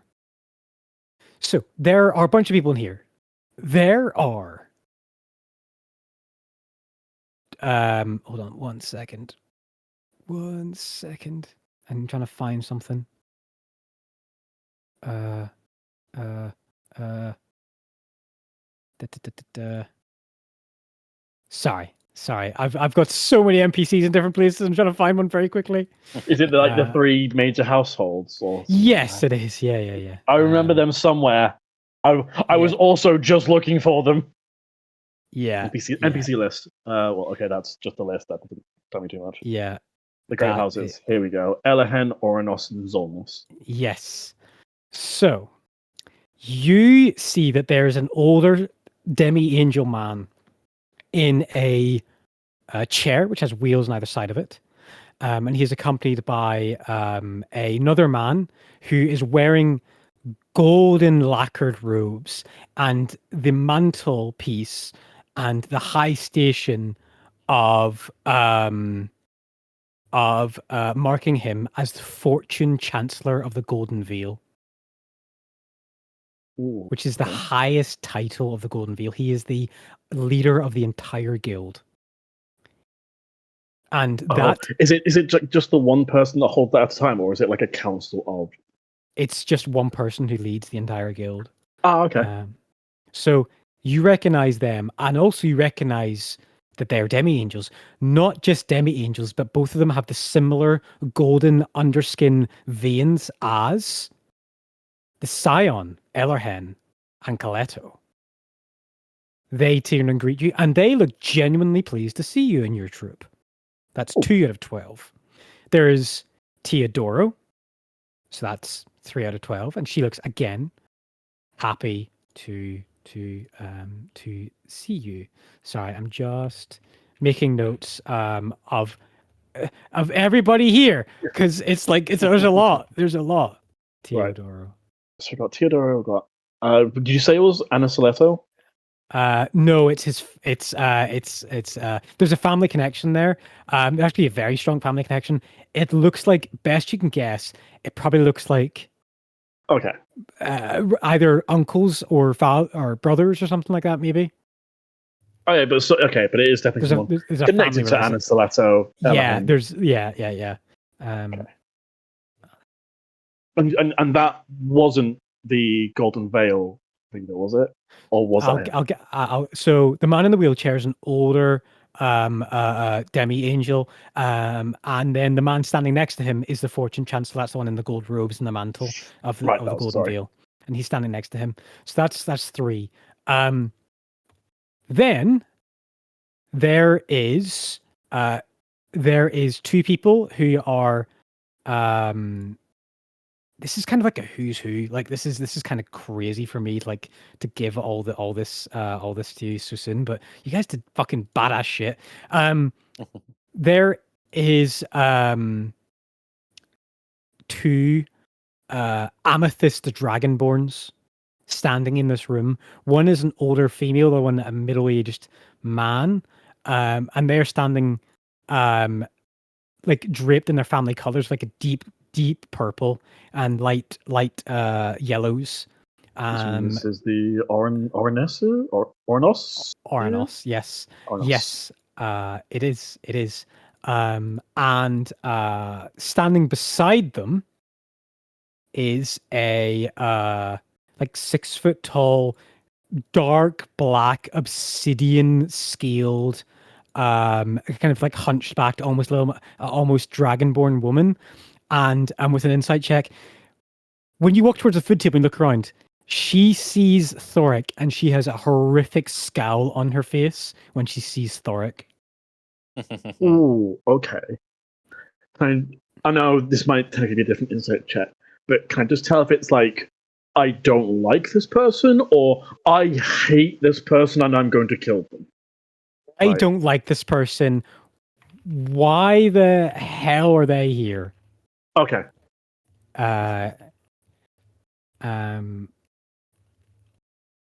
Okay. And then next to them, in between the three of them, is a towering figure. Is a person of size and width that you have not seen before, at least not of this build, with dark black scales rippled with red pigment, like ripples like vitiligo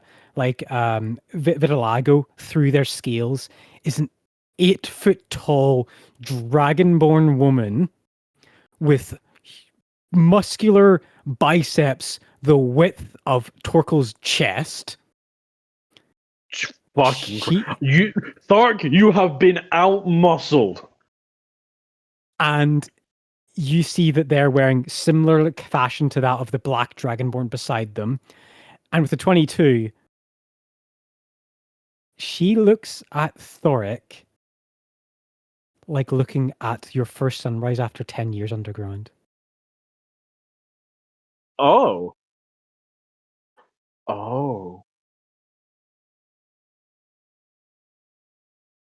And before you notice, like, you see this spread of the room, like the man in the chair, the man beside him, and then these 4 dragonborn huddled together. So that's like accounting for seven people now. Yeah. The arch zealot walks, which is 8, walks over to you. Actually, no, we're not including her because I'm getting to that. Walks over there's more. to. There's more. Walks over to you, and there is just tailing behind her. She goes she starts to introduce the 3 of you. Like, as people come over, do you guys like bow towards them? Yeah. Sure. Okay. What would normal like civility be? It would be respectful to bow or like to curt your head, not like shake hands, but to curt your head. I would say in this moment you realize, God, it'd be really helpful if you had Tame here to give you lessons before you guys walked into a bunch of room of nobles. No. I know, but my party doesn't like Tame. I like. You don't like Tame. We appear to be the only ones. Walking with the halflings is 2 figures which you've seen before in the sign-up day when you signed up in the Netherlands church. You remember seeing that man with a dwarven warrior who had like leather armor on and like a half cloak on the side of her armor? Yes, the Zolnuses. Are these yes, like the favorites, right? These are the Zolnus. You standing with her emerald green eyes, her armor, her hair to the side, walking beside the arch zealot. These 2, and also there's another woman and another man with them. Definitely family relations. The man is holding an older woman, like older dwarf's hand. Like they're all dwarves. Looks to be like maybe the Zolnus patriarch, matriarch, and then their 2 children. As the arch zealot walks over, the 2 children they had won like the last They've year's won the Tournament of Thunder 2 times in a row. Yes, Yeah, that they was won the it. Tournament of Thunder 2 years in a row now, which is Which means they also won. Which means they also won the Tournament of Fire because you have to win the Tournament of Yes. Fire to qualify for the Tournament of Thunder. Yes, correct. Yes. So they are big shots because that is. If I remember, was it a tournament in Oakhart or was it the tournament in? The Tournament of Erith Thunder is itself? always held in Erith. It's always held in Erith. Oh, tournament. Okay, I must be thinking because I know Tournament of Fire. I think there's a bunch Tournament of of them Fire is around, held in isn't all there? the towns, and then the finalists of those all go to Erith for the Tournament of Thunder. Oh wow! Yeah, sorry, we may not be winning this. So those Set your four expectations now. So those four approach, and in the woman who is holding the hand of the dwarf, as the Arzealot walks over towards you, and says, "It is a great honor to introduce these persons here who have helped assisting the destruction of whatever foul corruption to you, Master Zonus and Family Zonus." And the woman, the dwarven woman, kind of gestures to her side as you see a smaller figure come out to the side, dressed in high nobility clothing. And it goes, she just says, "It's all right, dear. Come on, it's fine. I know this is one of the first times you're in this room, but it's fine. You're with family." And gestures for this small person to come out. As they kind of come out, sheepishly, kind of tucking away and into her long garb. I mean, they look like maybe a young dwarven boy. They come out, and Orly, it hits you like a ton of bricks. You just hear, "Pop, Pop," and this young dwarven boy runs towards Orly, and Rugby tackles him as the entire room freezes, and that's where we're end the session. What a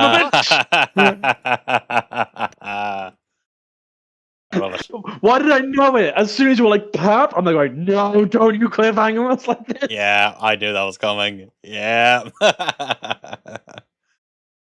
You said dwarven? He appeared dwarven to the rest of the party, but to you, that it's your boy. He's just rugby tackled son you. of a bitch, Scythe. That's why I was so blindsided. I was like, does this kid think I'm his dad? He's a dwarf. Orly, what is your wife? She's also not. Oh, okay. Must be like, if you got a dwarf, congrats. It just halflings. I guess you can get away with passing for a dwarf because of the size, but so just put on weights. That was absolutely incredible. Everyone take inspiration as well for that session if you didn't already have it. Mark it on Torkel's character sheet. So we've got a room full of a bunch of important NPCs with a bunch of relevance to all the party right now. And my son. And your son. Hey guys, did you know that Oldie had a son? My boy. I thought it was a daughter. Oh well. My boy. I have a few kids actually. Are we still talking game or? Wait, you have multiple kids? Why are we so concerned about this one then? Because this one's missing. I mean, fair. Reasonable. So, can I just share a little GM thing for a second? So, you guys completing the Oakhart, the completing the quest, the destruction, the sickness in the Emberleaf, put all these NPCs in this room for you. Otherwise, you would have met them over the course of the tournament.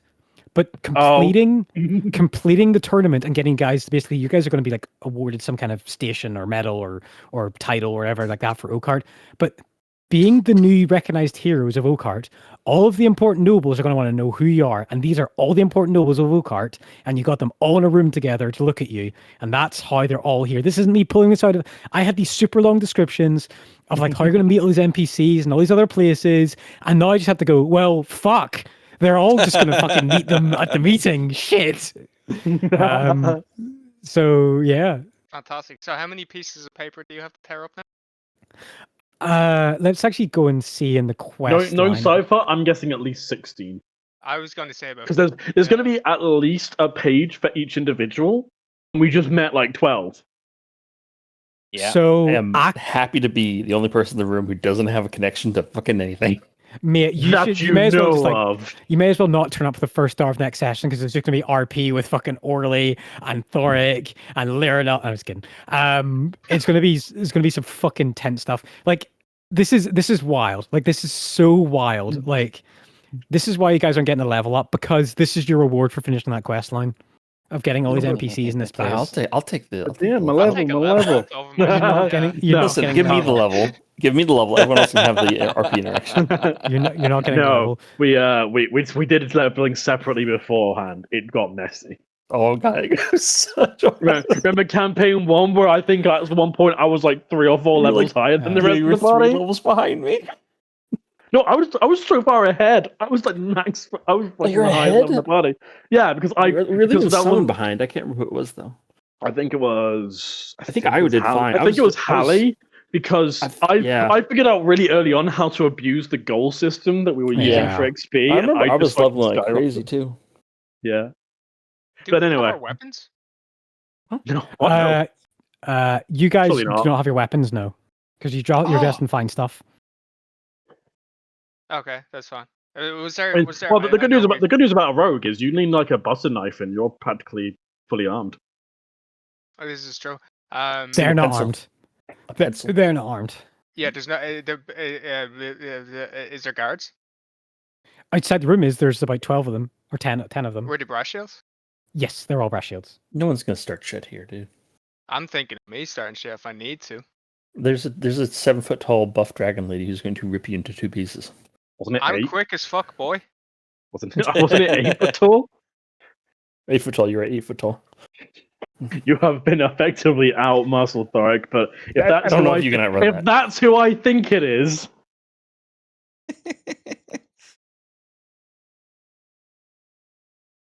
Thoric has a type. I should have instead of asking for a land and title, I should have also asked for Thoric's girlfriend. I mean, it's not like she has to say yes. I mean, only what? Yeah, sure.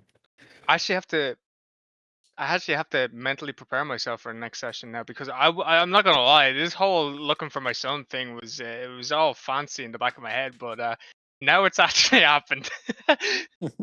Just be I know, glad you met him and- here and not in a bouquet in front of hundreds of other nobles. In a Yeah. banquet, sorry.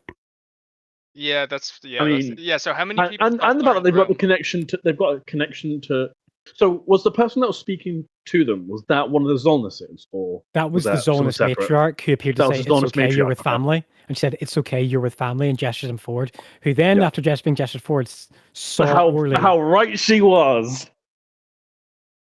Just Yeah. she didn't even realize how correct she was. Dude, I hate politics. Orly moved out of fucking the city to get away from all this shit. And now this fucking kid is wrapped up in one of the big families. One of the big families. With the big family, yeah. Great. So if I remember Yeah, so- rightly, I think the Zolnuses were famous for making like big heroes or something, weren't they? All goddamn Zolnus heroes. serve in the Order of the Unbreakable. Which is why, I can tell you who everybody is, or we can just introduce people one at a time during the RP, like next game. Wait a 'Cause- minute. I just think noticed- one at a time would probably be easier, actually. Yeah. Well, So yeah, I think whatever's easiest for you. Just for reference, there's Teodoro, the druid you rescued, the Arch Zealot, who's in this room as well, and then there's 2 Ellerhens, one of which is the Fortune Chancellor, the Guild Head of the League of the Golden Veil. Right, so just so I can confirm, there was the person in, let's call it the wheelchair, Yes. and then there was another Elahan with them, and the person Yes. and that person it was the Golden Veil. Yes, correct. Cool, yes. cool, thank you. So I want to get this right in my head. Yeah. We had the Oronuses, which one of them really doesn't like Thoric, one of them really does, I think. Not necessarily, because Oh no, sorry, because the Oronuses are the purple dragonborn, the Yes. amethyst dragonborns, right? And correct, yes. but there were 2 black dragonborns. There is a obsidian dragonborn, and then there's a mix of an obsidian and red dragonborn who is the 8 foot tall, huge bicep, crush me mommy. Oh, What the? Yo, don't yeah. Let's be honest. That's what we knew. That was where it was going. He was the woman was 8 foot tall and muscular as hell. Yeah, Right. she Okay. is- Sorry, she's I was definitely hearing stronger I was hearing yeah. obsidian and just assumed black, which is a whole thing, but maybe I should work on that. But anyway, okay, but they are specifically obsidian and obsidian red. The older dragonborn female is obsidian. The tall, 8-foot tall one is a mix of obsidian and a red dragonborn. Now, She was the one that was looking at Thoric like longingly, like a divine being, like a rising sun. Longingly. Yes. Now, when deciding on this, Cypher asked me what she is like, and I said it wouldn't be funny if she was just bigger than Thoric. Nice. And also it tracks for reptiles because the females are nearly always bigger than the males. I did not realize that. And then there's the entire Zolnus family plus Orly's boy. Who's probably already his Zolnus at this point now. This is going to be difficult. I predict next session is going to be very, very mentally taxing on. So if I remember, On everybody, it's going to be taxing on me. And Torko's going to listen to this recording and be like, what? Who? What? Saltwalkers? Grove of Tomorrow? Zolnus? Yeah. Yes, the Zolnuses all... If I remember, the Zolnuses are relatively humble in that they actually own a lot of the wood business here, don't they? Like the wood... Yeah. Lumber yards, but they don't paste their name on everything. Yeah, they tend to enjoy their fame from being knights of the Unbreakable.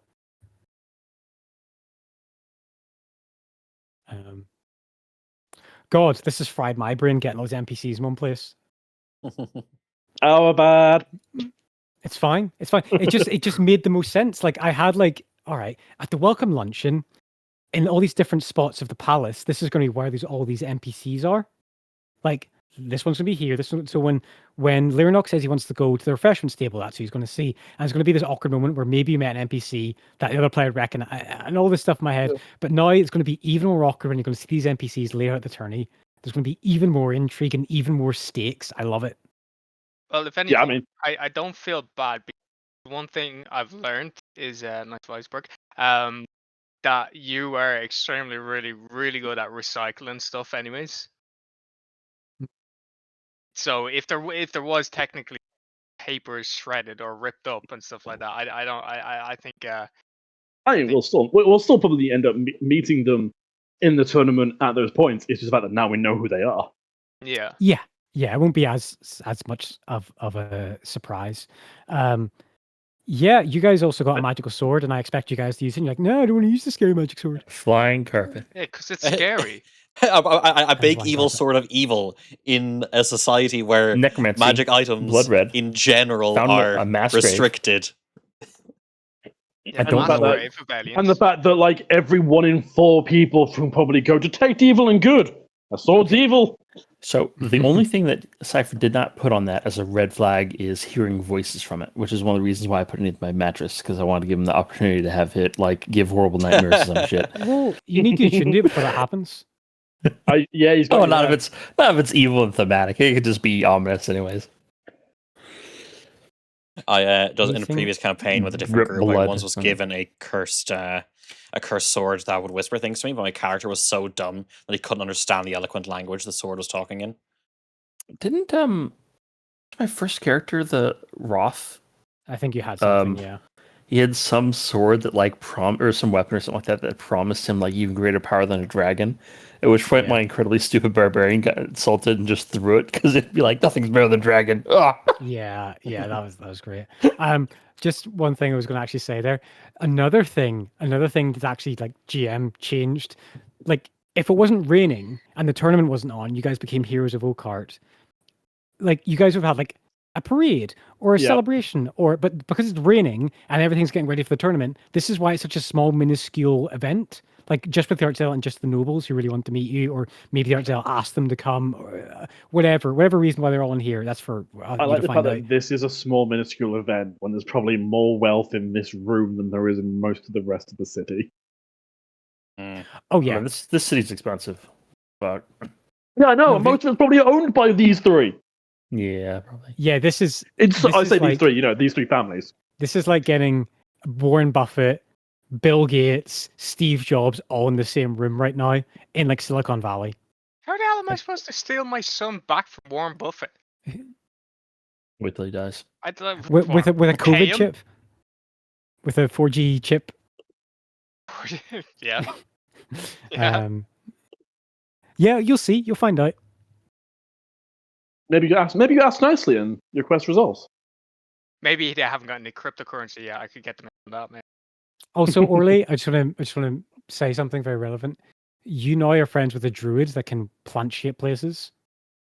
So if it's on the table, if you just want to be like, all right, Cypher, I just want to like steal my son and just I'm fucking yoinking flee. my fucking kid, and I'm running into a tree. Yeah, you could do that. Also, He was if it's your, Okay, but the problem is Yeah. that druid is also still in this room. You can't outrun her then. I'm Also, stealthy though. that druid has to You want are. to cast that spell right now. Yeah. So, and you're inside of a big structure. Oh, a we're big too building. public to do it now. That's fine. All I need to do is figure out where my boy is staying or where he's being kept, and just go from there. Well, no, what you do My is whole you life has come offer up to this.